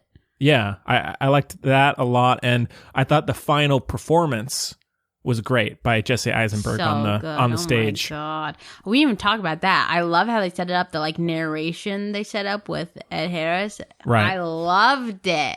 Yeah, loved it because again, it sets it up as a story. Like it's not trying to be like shaky cam. This is a documentary or whatever. You know what I mean? Mm-hmm. It's telling a story of how it like sets it up in that way. Yeah. It's just a very interesting story and an important one to tell, because even just to bring it back to more, I guess, Hollywood, cheesiness, but it's almost like a Last Jedi kind of scenario where it's like a hero can come from anywhere. Yeah. He may have the muscles of a ghost, was it? Yes, the muscles of a ghost. But it's like someone who's this, up and coming actor, this young person can become this incredible figure, and it does a good job of communicating that. And I also love that it absolutely was not the point of the movie that like he became famous. Like that just happened to be the case, like it just, which I really appreciate because of what we tend to value in society is like, fame and everything like that. But like the most incredible part of his life, at least to me, was the part that I didn't even know about. which is crazy. Yeah. Yeah. Yeah, Gorgeous. It's really worth a watch. It's kind of like 1917 in that respect. Like, he just wrote that about his grandfather's particular situation, which is cool, because we all have that, or a lot of us have, in one way or the other. Man, I want to, or can be that, which is, Yeah, I really want to rewatch 1917. I've been really in the mood to rewatch that. I gotta do it, Chloe. On a rainy day. I gotta check out the Deaconmeister. I love it. Yes, 71 years young. Man. All right. Well, anything else about Resistance? Incroyable. I loved it. I love that he got to use his "Now You See Me" tricks. Oh, that's right. He learned all that sleight of hand. He got to use it. Yeah, they finally came in handy. Yeah, I love it. Get it? In handy? Oh, yeah. Good one. We're on the same page there. Okay, well, out of 5, it's a heavy 4 for me. Oh, my gosh. Okay. I give it... Okay. Well, I give Take your time. So, the first time, this sounds so bougie, I apologize, I don't mean it to, okay.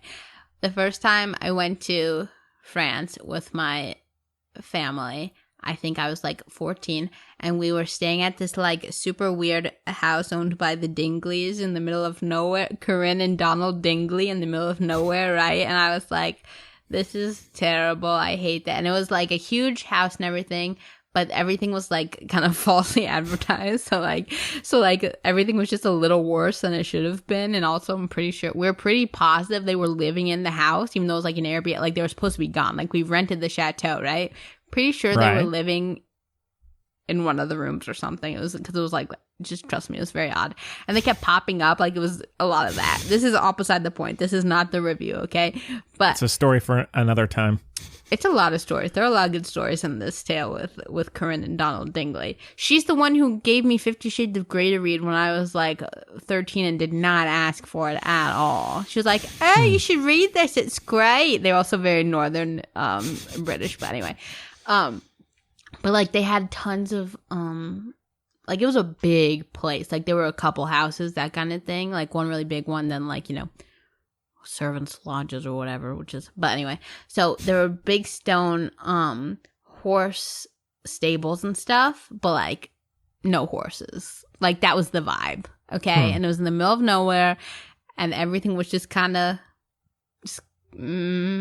like that, right? And there was like no internet and stuff, and I was like, and the first day we got there, I was such a little brat. I was like, I wasn't trying to be though, but I was like crying. I was like, I said something rude, like I didn't leave a small town to go to another small town because like there was like nothing around, like at all, right? But then, that was the first night, and I was being a little turd, and then I kind of eased into it. But I think more of it was anxiety that I didn't acknowledge. You know what I mean, right? Because I was away from everything for the first time. Like I never went to sleepaway camp or anything like that. So I was away, and so anyway, so then it was like the second day, and I had chilled, and I'm just laying in the grass, because as weird as it was a beautiful property, very big, fruit on all the trees, very Call Me By Your Name. Okay. It was very calm. That was definitely the vibe, right? And so I was just laying in the grass, and I was feeling the sunshine, and I was very peaceful for the first time, right?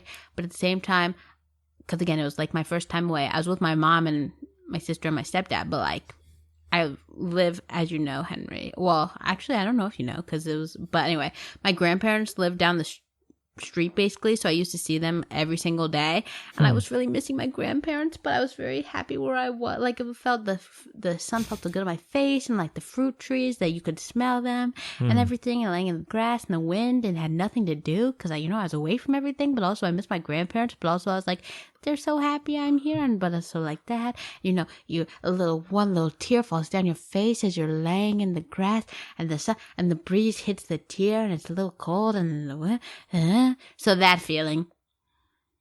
All right. Yeah. Cool. Yeah. Laying in the grass there, not the part where I'm sad, like a few days later, but is my happy place when I'm like getting a shot or something. Fun fact. Okay.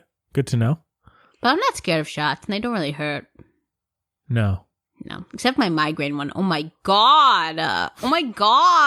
It's brutal. Yeah. One time, I think it was the first time or second time. Oh yeah, it was the God, I feel terrible. Sorry, Dr. Strauss.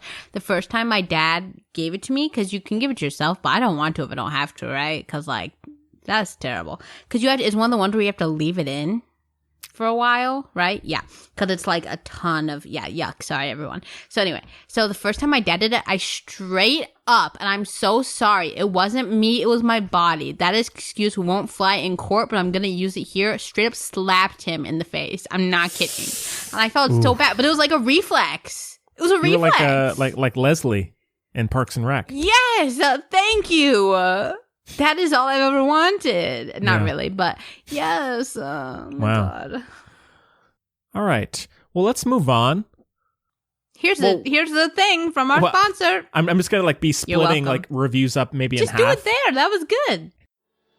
Do you run a business and want to provide quality protection for yourself and your employees? Dunn Manufacturing provides quality protection face masks in order for your staff to experience a happy and healthy work environment. Our masks are washable and reusable. For details on our masks or to place an order, please email us at mark@dunnmfg.com. That's mark@dunnmfg.com. Please note that all proceeds of these sales will go to help the COVID-19 cause. Let's get to we got some news to talk about, I guess. Well, first off, I guess the biggest thing, Chloe, as sad as it is, Larry Kramer passed. Oh my God. Which as bittersweet as it is to say, I'm so glad we talked about him with The Normal Heart recently, you know? Me too. But yeah, he did pass away, the famous playwright and activist and many other things as well. Yes, you're correct. But I am really glad we talked about him in such depth just recently. Me too. Yeah. My goodness. It's so sad. It's so sad. And it's, well, I don't know. I don't want to get all into it because who am I? But the fact that he passed during such a, horrible time in society, but also, room for growth, as it were, like a time, you can come from the ashes as well, hopefully. Vote in your primaries if you haven't voted yet. Okay, thank you. Let's focus, please. Anyway, it's not too late. Everyone thinks it's the freaking general already. It's not at all. There is not a Democratic nominee. No one's gotten enough delegates. Let's chill, okay? If you want, you look back at the record. One of the candidates for president got arrested during the civil rights movement. One wrote the eulogy for Strom Thurmond, okay? He lied about getting arrested with Nelson Mandela. Very weird. That's so rude. Also lied about freaking the NAACP thing. What the heck? They don't endorse people. He said that they've endorsed him every time. What the heck is that? Insane. Anyway, sorry, got off topic there. But the point is, like, there's always, even like, resistance, like there's always beacons of hope from the past that show that progress can be made. And so that's why we so appreciate Larry Kramer. Yeah. And also I love him because he's my type of person, Oh, yeah. We both like to yell. We don't like it. We just are emotional, okay? Oh, yeah, Chloe. And the one thing I am happy about for the show, that's one of our most popular episodes recently. Yay! So I'm glad a lot of people are checking it out. We love and okay, well, I guess next thing. So Amazon has greenlit. I was just going to mention Amazon. Can I say one other thing? Be a little soapboxy another moment. We're doing VOD movies just because of circumstances. I urge you to not rent them from Amazon. There are so many other places from which you can rent these movies. Yes. Please. And Chloe, I went iTunes. I yes, don't know which Henry. way. I mean, guys, I know Apple sucks too, but one thing at a time, okay? Amazon is like evil, so, okay? Yes, I got mine from YouTube. Oh. Very millennial of you.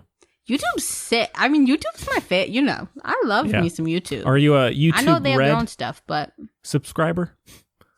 Are you? No. I don't like to pay for things. Right. You know. Oh, yeah.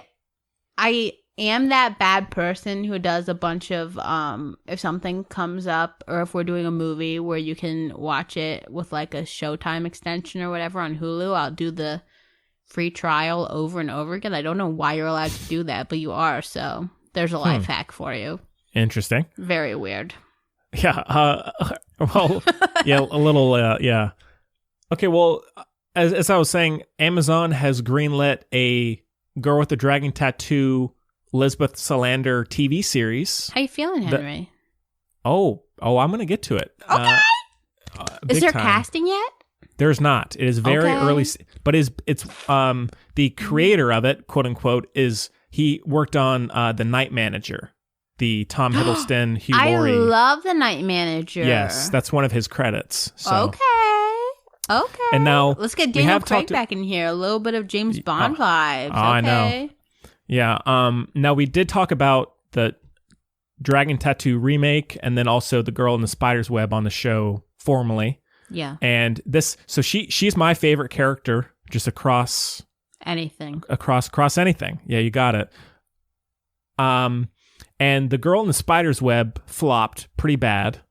And I think people were expecting that to be the new launch of a series, but that did not happen. So I don't think anyone was expecting it, Henry. I think that was the problem. Or okay, I should say hoping. The producer were hoping this would be the new, like.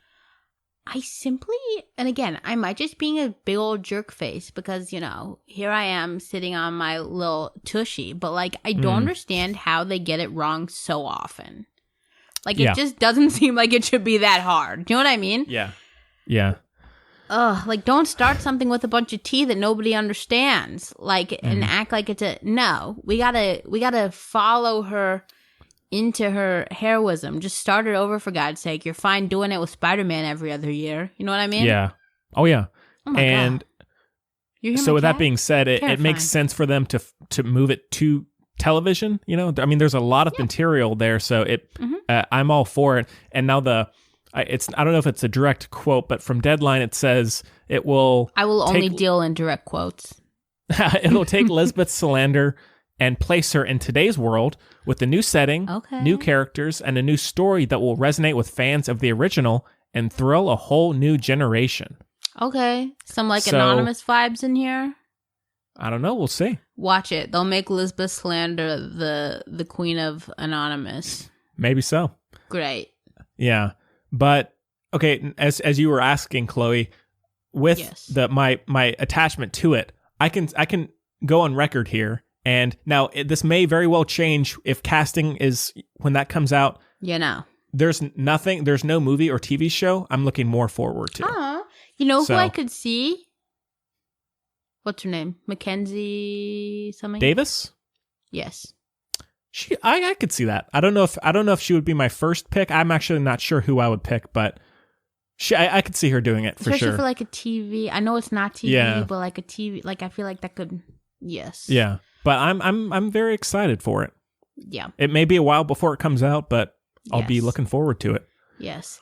That'd be a good, I feel like, crossover. I don't know if it's cultural appropriation, but I feel like the anime world would do a good job with yeah, and now there are graphic novels for it that are very kind of like surreal, and so I could see that as well. Mm-hmm. But yeah, we'll keep you updated. My worst not my worst nightmare, but a thing that I could see happening that for obvious reasons I wouldn't get behind, you'd probably be fine with it, would be like Cara Delevingne doing it. If she would not be my first pick.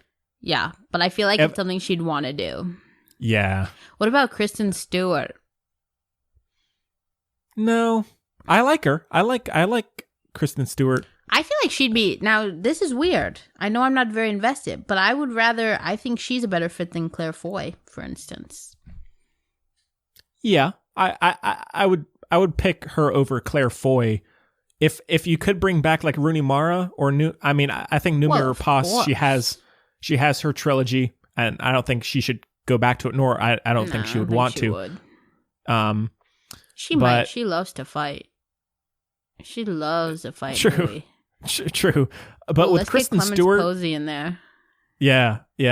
But with Kristen Stewart, at least personally, I think it would be too distracting, and knowing it was Kristen Stewart. Okay. I think I would have that issue. Okay. I would just know it's Kristen Stewart doing it. I would prefer more of an unknown kind of person. I always, which is, as you know, which I'm is what they big did with into both. unknown.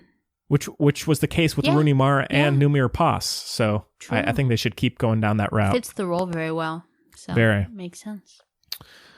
All right. Well, I guess we can touch on the Killers of the Flower Moon news. So this is the That wasn't apparently- to you. Somebody's at my house again.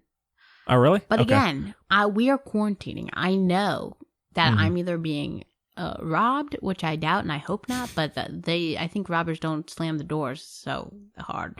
But I can't do that. But it's either my mother, my father, or my sister. It's in my bubble. Please don't worry. Let's hope. We have a bubble. Bubbles Yeah. are safe. Yeah. Soap.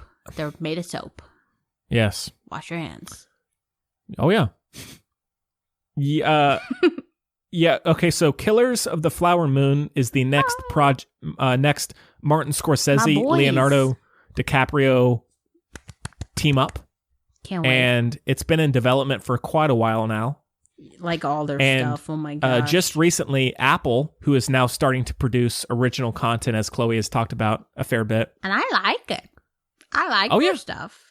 Oh yeah, they have officially bought or are going to be financing this film with apparently around a $200 million budget.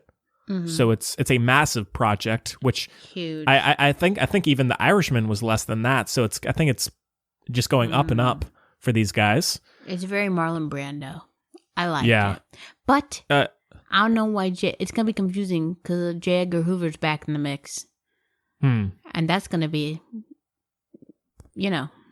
Oh yeah. been there, done that.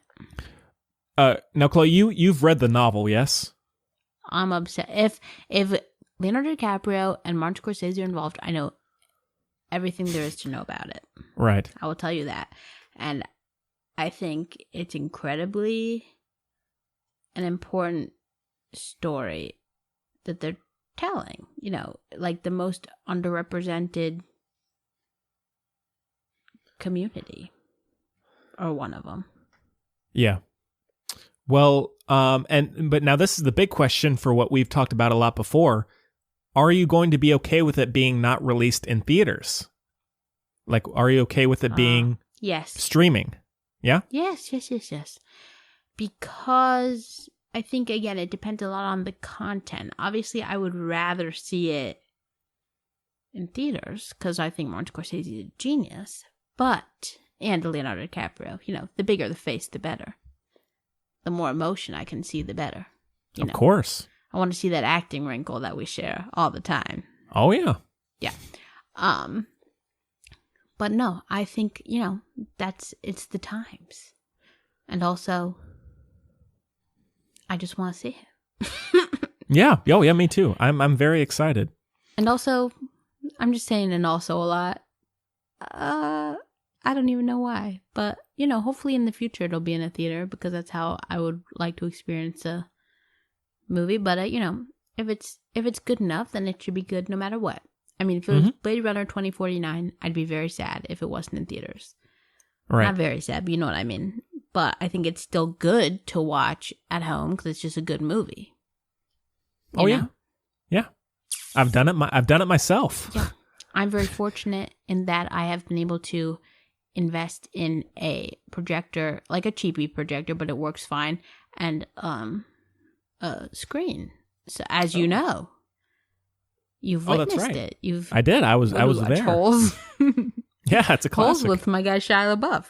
Yeah. But yeah, so I'll probably watch it on that. The sound will Yeah. be. Maybe I'll wear headphones so the sound will be better. You just gotta work with what you got, Yeah. But yeah, that is still very much an early development, so I think it's going to be a while before that comes out. But we'll keep you updated if any other news comes out about it. I still want my freaking Devil in the White City. Oh yeah. I know that's a hot take, but I trust them with it because, again, the content is pretty like, but Yeah. I trust them with it. I don't think it's going to be a you situation. You know what I mean?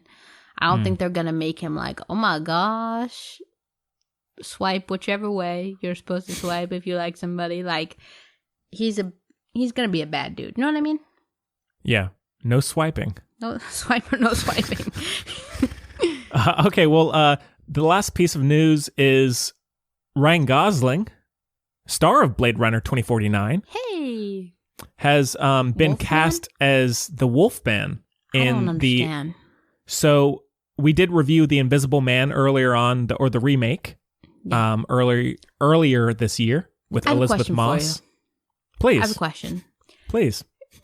Do you think Teen Wolf is a good movie? I have seen it once, and it was years ago. I would not be able to tell you. From my recollection, I no. Okay. I don't think so. But hey, it's been so long. Now, this is the thing. I also think it is not a good movie, but I want to love it so much. And that's just too darn bad. Yeah. I've never seen the Jason Bateman one, so jury's out. Yeah. Has there been a movie called Jury's Out yet? Probably. I have not seen it, though. Yeah. But yeah, so Universal, they still have a part in it, but Blumhouse produced The Invisible Man. Okay. They kind of took over the reins because The Mummy with Tom Cruise bombed, and so they started to make, they took it to Blumhouse to do smaller budget films, and The Invisible Man did incredibly well. Was that both small financially. budget? What's that? Was that small budget? Oh yeah. I feel like that had to be a big budget. It was. I think it was less than 20 million, which I mean that's still a lot of money, but I mean in comparison. Really? Yeah. Dang. Okay. Yeah. I'm surprised for and CGI. Yeah. Not that it looked amazing, to be fair. No shade. Yeah. I'm such a hater. Oh my god. It's all good. My god. But yeah, Ryan Gosling is going to be playing the Wolfman, which of course the first film was back in the early 30s, I believe, and there have been many remakes, like the one with Benicio del Toro and Emily Blunt back in 2009 or 2010. Vague. It sounds vaguely familiar, but that could just be my brain. Yeah. Making it seem that way. Yeah. I was a big fan of the Invisible Man remake. I know you weren't, Chloe, but I'm looking forward to it. I don't know if Ryan Gosling would be my choice. I love Ryan Gosling, but I don't know if that really fits the vibe for me, but I could be wrong. We don't know the vibe. I mean, just the Wolfman vibe. Just the like Benicio del Toro pulled it off. He had that kind of more rugged feel to him. But what if they're going for like a Hulk angle? I hope not. No? What does Wolfman do? I mean, it's like the Invisible Man. He terrorizes people. Oh, that's terrible. Yeah, but it's not. But Frankenstein does not terrorize people.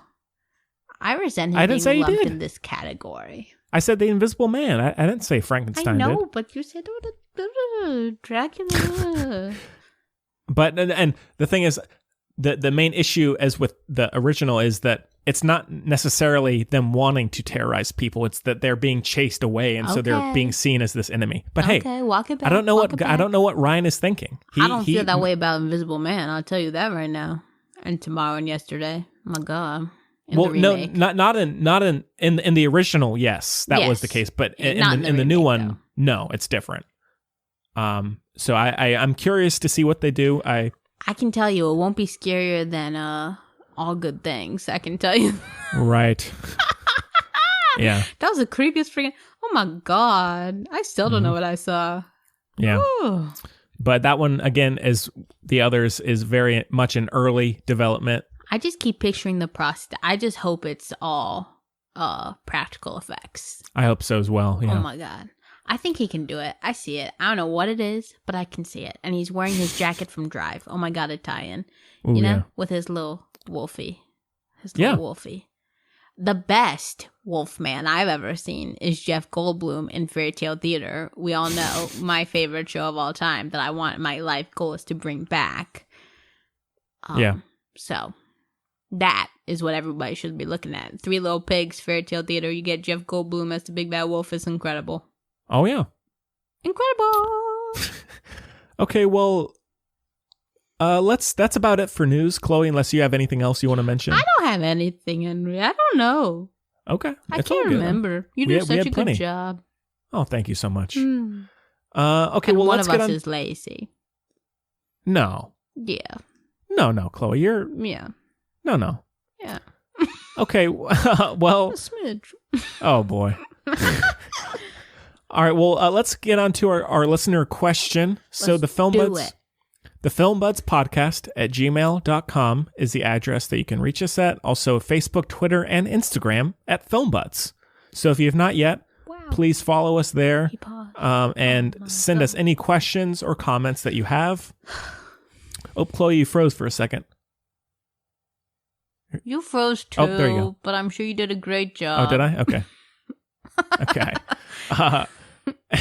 So we'd love to hear from you. If you're listening for the first time, please send us something. Or if you've been listening for a while, please send us something if you haven't yet. Yeah. And now the one we have this week, and if it's you want any merch, all the proceeds, because Henry's kind, so it goes to. If you want to share with our faces on it. Yeah, thank you for reminding me. So thefilmbuds.com, which is our website for all you people, people out there. There is a merchandise store that we have, t-shirts, stickers, a mug, coffee mug, and that is on the main page. And so if you buy anything, any of the products, all the proceeds go to the COVID-19 charities, as does the masks through the advertising. Yeah. Well, okay. So, this one comes from, via Twitter. This is my favorite part. Dirt turns into. That's it. That's it. I love it. That's interpretation. I love it. Yes. I love it, especially as a ceramicist. Wow. Yeah, leaves people wanting more. I love it. Leaves people want, because leaves turn into dirt. Oh yes. Oh my God. Oh yes. They know it. They know it. Yeah. Wow. They say, "Hi, my friends." Hello. Hello. I have a simple but essential question. Okay. Sorry if this has been covered already. Oh no, we do that. No problem. Hey, no, that's all we do. I've met Daniel Radcliffe. Yeah, we just repeat ourselves. It's all good. Flat out, is Citizen Kane overrated? Sure. Believe me, I've tried. I've tried watching it 5 times. Okay. And I get so bored. What is the matter? Okay. Keep rocking. You too. In our little chairs. Yeah, was that you or them? What's up? Who said in our little chairs? That they said keep rocking. Yeah. And I said in my little chair. Okay. I love just that. Just a little. It's normal. I love what Dirt Turns Into has helped you become. What's that? I think that's my favorite thing you've ever said. Oh. In our little chairs, honest to God. Yeah, that's a very Chloe joke. Yeah. So I'm so sad. They took Comedy Bang Bang off of Netflix. I'm pissed. Oh yeah. God, thank God they still have like 9,000 episodes of the podcast. But anyway. Yeah. Now we've talked about even relatively recently about starting to watch classic films and how to do it, which everybody should. That should be the name of your video essay thing. It should be. Start a 19th channel, Henry. You need more projects. I should start another podcast. I mean, there are just so many ideas. I want to be in it. My God. Chloe, I would never do one without you. Fine. Yeah. Okay. I'm like stretching over here. I'm so sorry. Okay. You're probably like, what the heck is she doing? I'm contorting. And so this one, Henry. Sorry, audience. It's all good. Chloe, is Citizen Kane overrated? Let's say it on 3. 3? Okay. Nope. 1, 2, 3. No.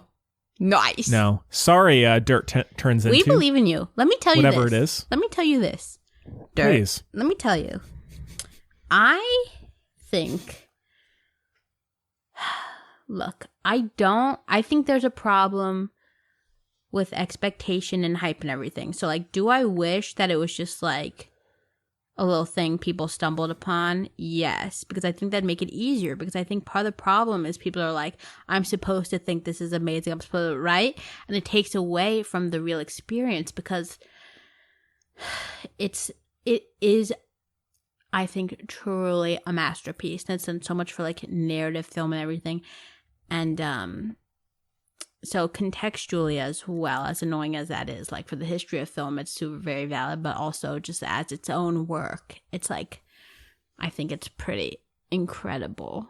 But I definitely get where you're coming from, you know, dirt turns into. Yes. I see it. I had to watch it maybe, I don't know, 2 or 3 times probably throughout my film schooling. Yeah. And it's, I have the utmost, as you said, the utmost respect for it and appreciation for it because just the complexity of the story and the technical feats as well is kind of undeniable when talking about film. But is it the most entertaining movie to watch? Not really. I have no very little interest in going back to it anytime soon, but that doesn't mean that it shouldn't be seen. Yeah. But and it sticks. It sticks in your memory. Oh yeah, which for isn't sure. something you can fake based on like hype. Like you can hear his voice, and you can, or at least I can, and yeah. But I see why it'd be hard to get into. But one time it might just simply click. Like I had that with Schitt's Creek. I watched the first episode like 9 times. Guess what? That show is the freaking best show of all time. I'm saying it right here and now, Henry. It's Best great. Show ever made. I love it.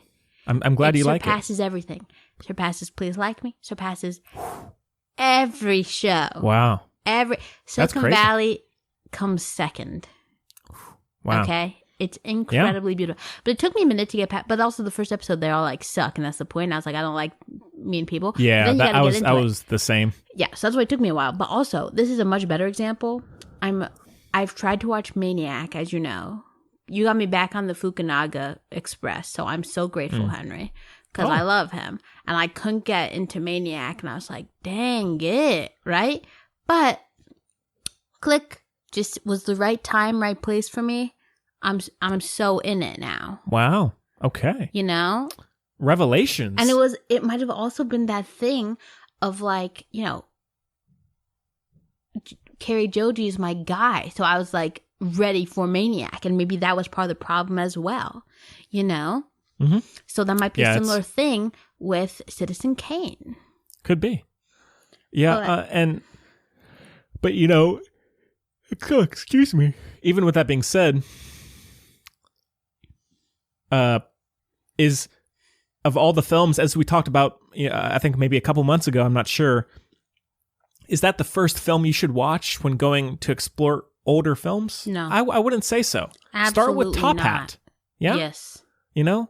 Start with Psycho, something like that. And then Citizen Kane is really, as I was saying, it's not one that I watch for, you know, a pure entertainment level, but every time I have seen it, the amazement of the cinematic feat that it is, you know. And it's a story that, for better or worse, holds up very well. Oh, yeah. You know. So I'm sorry to say it, dirt turns into. I don't think it's overrated. I get your anger, your confusion. Maybe even start with like another Orson Welles movie. Maybe. Yeah. They're all kind of dense. What about Touch of Evil? Touch of Evil is like the other most famous one, so yeah, go for that. Yeah. Maybe Treasure Island. Live your life.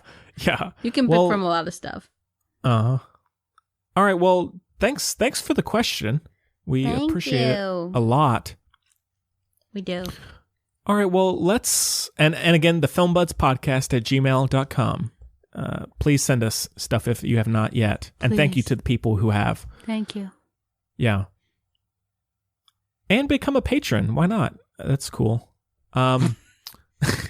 So, all right, well, let's end off with our picks of the week, shall we? Chloe, I have a handful of things, but you were kind of teasing. As usual, I've shown my hand, so here we are. Okay. I'll start off this time. I did see. I'm sorry if I'm butchering the name. I did see Menashe or Menashe. Please say like correct they me said up it there. in the thing. Yep. Please correct me if I'm wrong.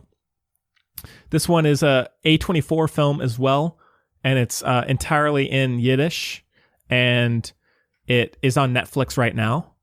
And it follows a father who has a young son and the father just, as much as he tries, he just can't get anything right. He's always showing up late. He's always, spilling things and having these accidents. And even though his intentions are entirely Classic Jewish story. right, entirely good, he just can't seem to get a footing. And all he wants to do is support his son, but he just can't get things together in the way that he wants. And so it's a very much a very simple, grounded story about that. And I thought it was quite good. It's very, not in a bad way. It's very A24. Okay. Just the filmmaking and the style of the story. It's very A24, but in a very good way. A24 needs to find itself again. So I'm excited for that. Yeah. At least I think. Yeah. And my only issue with it, so it's about an hour and 20 minutes. It's very short. That's good.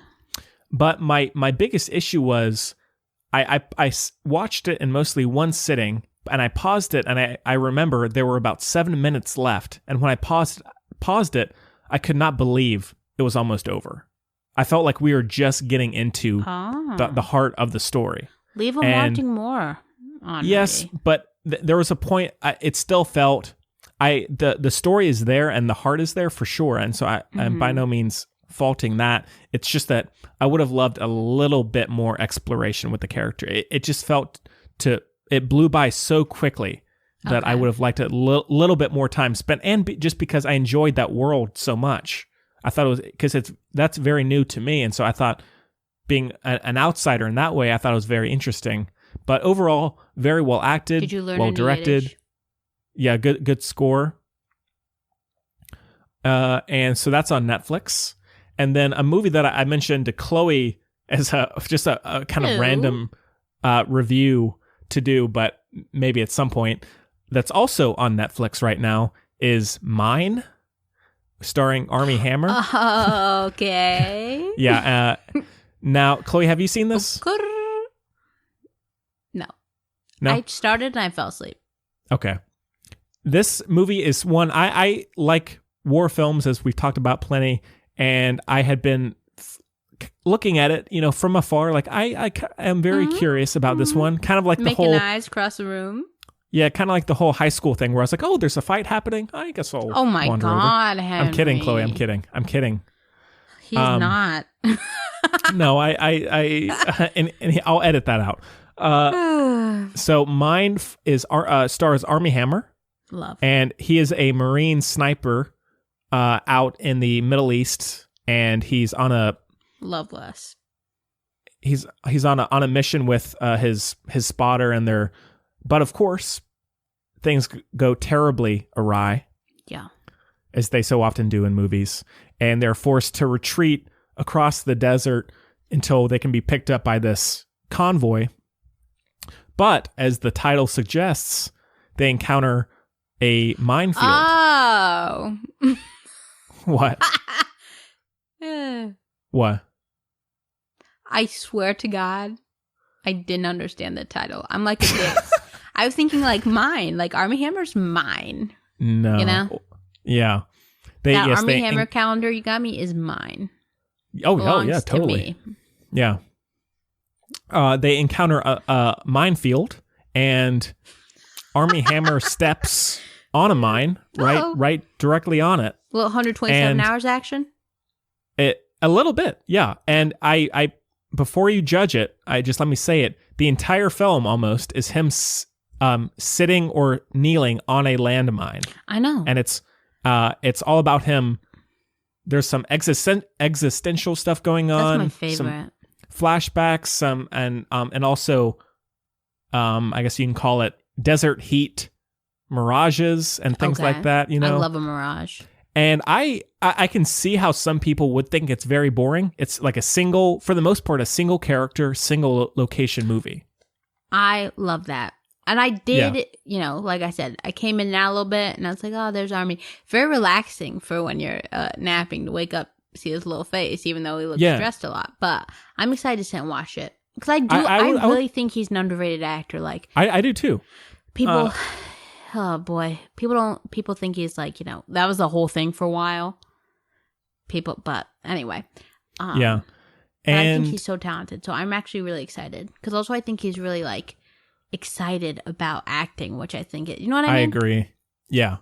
And I thought the movie was fairly good. It gets into some slightly cliched stuff in some of the flashbacks, and so it doesn't totally nail every part of it, but it's still a pretty impressive single location film.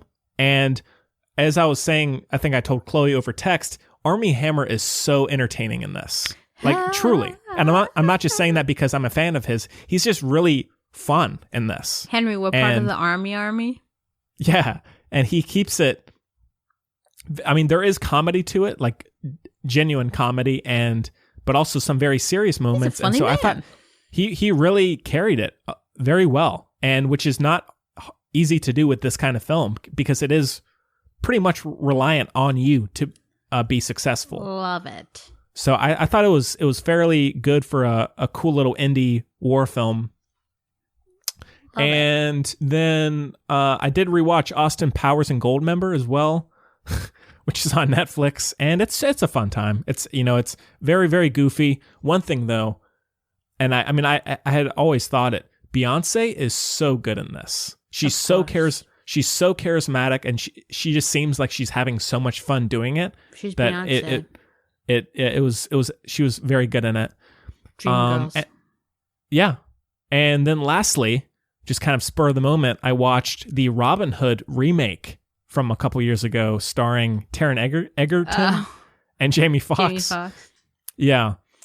This is very much in the vein of King Arthur, Legend of the Sword. Course. Like it's there a very was a lot modern. Of it at that time. There was that Ben, whatever his name is. Ben-Hur movie. remake, yeah. No. Oh yeah, that. But There was, what's that guy's name? Shoot. Ben, whatever, it doesn't matter. Sorry, everybody. It's okay. There were a lot of, at the time that Robin Hood movie came out, there were a lot of like medieval, semi-magic kind of things. You know, Tilda Swinton is the voice in Uncut Gems. Yes, I caught that. I was like, that's just so Tilda. Wild. Tilda. So Tilda. Pop Hashtag up. so Tilda. Yeah. Yeah. Anyway, That's the movie is Tilda. very much a modernized, stylized Robin Hood retelling or reimagining. And this movie, even though a lot of them are not good, I always want to like them. I like King Arthur. That's probably the best. I know. I hated it at first, but now I know. It's the best film that's ever been made. Sorry. This movie is not very good. I was very disappointed. I had heard very bad things, and it flopped at the box office too. So I was not like thinking it would be amazing. I was just hoping it would be. Yeah. But it's, as you were saying earlier with The Girl in the Spider's Web, not to say that films before that were failed, but they try to revamp these films or these stories so often, and I just don't see how they continually get it wrong. Yeah. I'm not saying I would be able to do an amazing job with all these projects, but like I don't know, because again, these films aren't making money. Yeah. They're flopping. I don't see why they continue to make them. I hope they do. I hope they keep making them. But they just need to be done better. Yeah. And it has a few decent action sequences, but it's probably a mix between King Arthur and Assassin's Creed. It's got some Assassin's Creed vibes, which is okay. But it's so frantic and becomes pretty incoherent after a while. Oh, and it has Jamie Dornan in it as well. Is he the king? Is he James? No, not James. The baddie. No. He's no kings? Is he the sheriff? No. Oh, Ben Mendelsohn. Oh, I forgot. Yeah. He's the sheriff of Nottingham. God, I gotta watch. Okay, well, I've seen Star Wars. It's the same character. Never mind. I'm good. It essentially is. No. Honestly. No. And it just gets the worst thing about it. So the end scene is Jamie Dornan and Jamie Foxx, and it is so obvious they're trying to set up a like cinematic universe. It's like the kind of like post credits Marvel scene where two characters are meeting and they're like, oh, you know, that's what the next movie is going to be, and it's so lazy and uninteresting. And it's like you really expect this movie to launch this massive franchise, and so it feels very sequel bait, if that makes sense. Yeah, Assassin's Creed too, as well. Which, no pun intended, which I hope that gets made, but nah. It's very very incoherent after a while. I would not be able to tell you what relationships work or how they fit together. Sure. So a bit of a disappointment. Has a few moments. But this is definitely, hate to say it, Taryn, this is lesser work for you. I love you in Rocket Man, but Jamie this was a Bellamy, stinker. right? Yeah. Yeah, I think that's about it for me. Well, speaking of Army Hammer, I went back and watched Mirror Mirror. Oh, as underrated as ever. It's real Penelope for me. That's what I've been wanting to rewatch. It's been a long time. If you want a lazy Sunday, you better put in Mirror Mirror, and then you better stick in Penelope. Wow, that is a fairy tale duo. Yeah, the movie's super underrated. Okay, I don't really love, what's her name? Nepotism. Julia? No. I love Julia Roberts. Lily. Too many famous Lilies. What's her name? Collins? Her dad's thank you. Phil Collins. Yeah. Lily Collins. I don't love her, I must say, in basically anything. But other than that was great. Love Julia Roberts. Love Armie Hammer. Thought they were very strong. Sweet. Good story. Changed enough. The visuals are gorgeous. Oh, yeah. Gorgeous, It's directed by Tarsum Singh, is it? Tarsum? Yeah. Sure. Gorgeous.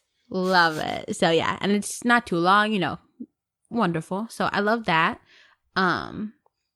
It's very better than the other.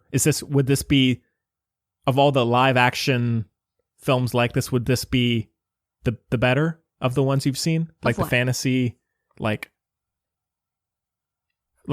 Snow White and the Huntsman, Maleficent, Maleficent, things like that. Is Mirror Mirror towards the top? Oh, don't let Wilkie know, but definitely Mirror Mirror is just more my deal than Maleficent. You know what I mean? Yeah. Yeah. Maybe if they had that original cut, I'd feel differently.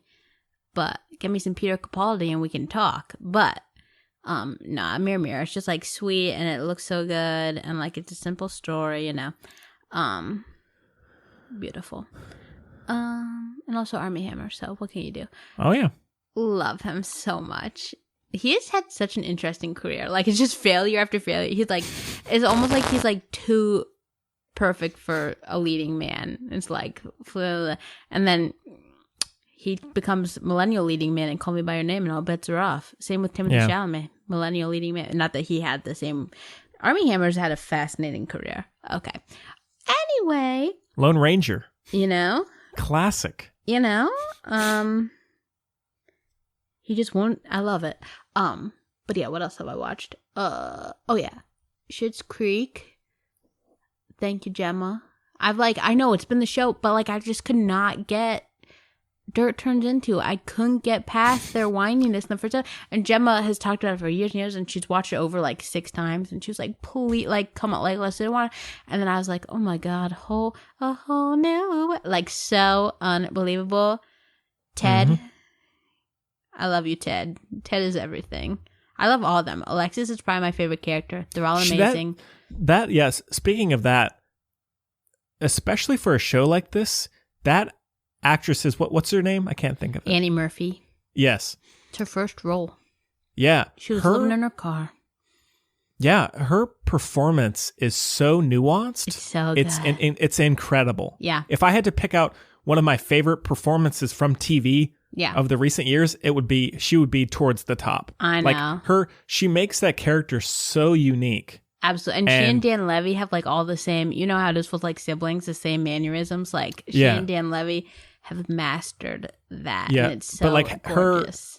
Not only like her facial like twitches and nuances, but like even just like, it sounds weird, but like what she does with her hands it's true, in the show, it's stuff like that it's so, it feels new every time, and it's so memorable, and she makes that character something that it might not be as good on the page, but she really not say that the writing is bad, but just she makes that character something that you would not expect at all from this kind of show. Good. Dan Levy's an incredible human. Yeah. But yeah, I agree. That show's great. Yeah. And his dad is just so sweet. Like Catherine O'Hara's back in the mix. We got like, oh my gosh, it's just like these sweet. It just get if you're like me and you're like, I can't deal with rich people problems. Like that's kind of the point of the show, but also not really. Like it's so non-judgmental. It's just like the most beautiful. Just please, just for please, goodness, please, just watch it, everybody. It's so beauteous. I just can't even deal with it, and it's so sweet. Like, there aren't any bad guys. You know me. I don't like a villain. No villains. Just everybody's just growing and living their best lives. And it's sweet and funny. So funny. Amazing. And also, this one's a left field. I've been watching, as it were, kind of more background stuff. Big Mouth, which is absolutely not my deal. But I just like love, there's like all my favorite comedians. I just like need it in my life. Like and every time I'm like, I can't deal with this. Like, this is so annoying. It's just like too funny. Like they just know, they just when every time I'm like, they're just like, let me make the funniest joke of all time. Oh, got you back. Beautiful. Like, I've seen one season and I love it. Yeah. It's just like so not relatable for me. I don't know. We've been over this before. I'm just like, weird, I guess. But I was on crutches all through middle school. I was over there cup stacking. I didn't have any of this. Not to say, not to be too telling or not that it was that extreme, but I definitely had those like middle school, high school boy years. Yeah. Where it's just like, you aren't thinking about anything else. It's just this kind of crude, very boyish way of acting, and similar to almost like Superbad, how they get how high school boys or middle school boys talk. This show does that in its own way as well. Yeah. Oh my God, so Jewy. My God, sorry everyone. Big Mouth is just like a bunch of. That's the other thing. I love it. I love Nick Kroll. Like I love Nick Kroll. Fabrice on Comedy Bang Bang is my life, but. Yeah, I love Nick Kroll, so I really like the show. And it's like the OG Pen 15, so there. I don't really like Pen 15, but I like Big Mouth more, even though it's totally not my deal. But it's so funny, and it's very sweet, And I just love, it's like very self-aware, which is what makes it work. Like, very, yeah. It's so good. But yeah. Also, I've said this before, like I didn't rewatch it this week, but like if you still haven't watched Middleditch and Schwartz, please get on it. Benny Schwartz is my favorite, absolutely favorite. He seems like the best, next to you, Henry, of course, seems like the best person in the world. And I love Thomas Middleditch, so better do that. Yes. All right. I'm sure I'm forgetting things, but I'll get to them next time. Watching Maniac, like I said. Yeah. Just watched the first episode that I haven't seen before, because again, it's my Citizen Kane, so I've seen the first 2 episodes like 9 times. Wow. Because I just can't, but I want to. But now we're doing it. Okay. So. All right. Well, I guess that about does it for the show. Wow. Looking forward to Space Force. I don't care what anyone says. I have not watched it's going to be amazing. Yeah. Benny Schwartz is in it, so like. Oh, really? My life is made. Yeah. But we're going to watch it after we finish Santa Clarita Diet. So. Oh, nice. So next week on the show, I told Chloe about it. I don't want to say it on the show just yet because I'm not sure if it's going to happen. But we could have a potentially cool guest on for next week. But it's very up in the air. So I don't want to. Yo, if that doesn't work out, we'll get an equally cool guest in my dad or something. Yeah. Hilarious. So. Well, I hope it works out, but again, it's I have not heard back from this person yet, so I'm still waiting, but we'll keep you updated on, social media, all that stuff for that. And if not, we'll find, we got some good movies to talk about. We'll find something. And make sure if you haven't yet, The Music Buds and You Don't Need Anyone are 2 other shows. Please check those out if you haven't yet. And thank you to all the Music Buds support, as we've been saying, in France. Yes, thank you. Which it's just continuing to go up. I have no idea what's happening. I really don't. But the thing is, Chloe. Yeah. Yes, the French audience is big with Music Buds. That is not translating to Film Buds. It's only for Music Buds. Our Film Buds audience is the same geographic as it's always been. Yeah. It's Music Buds that's having that. I don't know exactly why, but hey, I'll take it. Sacre bleu. Yeah. And also in dealing with the ads, so if people find the placement of the ads frustrating, let me know, and we can always, change them to make them less intrusive or disruptive. So if you do have an issue, just let me know. Because you don't load it, you have to say, and now we'll get to it, guys. It'll be fine. I don't Henry, you're great. Thank you so much. You are too, Chloe. And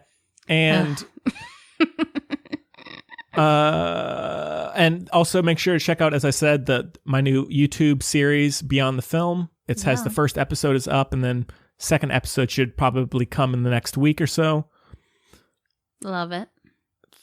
Yes. And Chloe, anything else you want to mention? Yes, and that's the improv. Middleditch and Schwartz.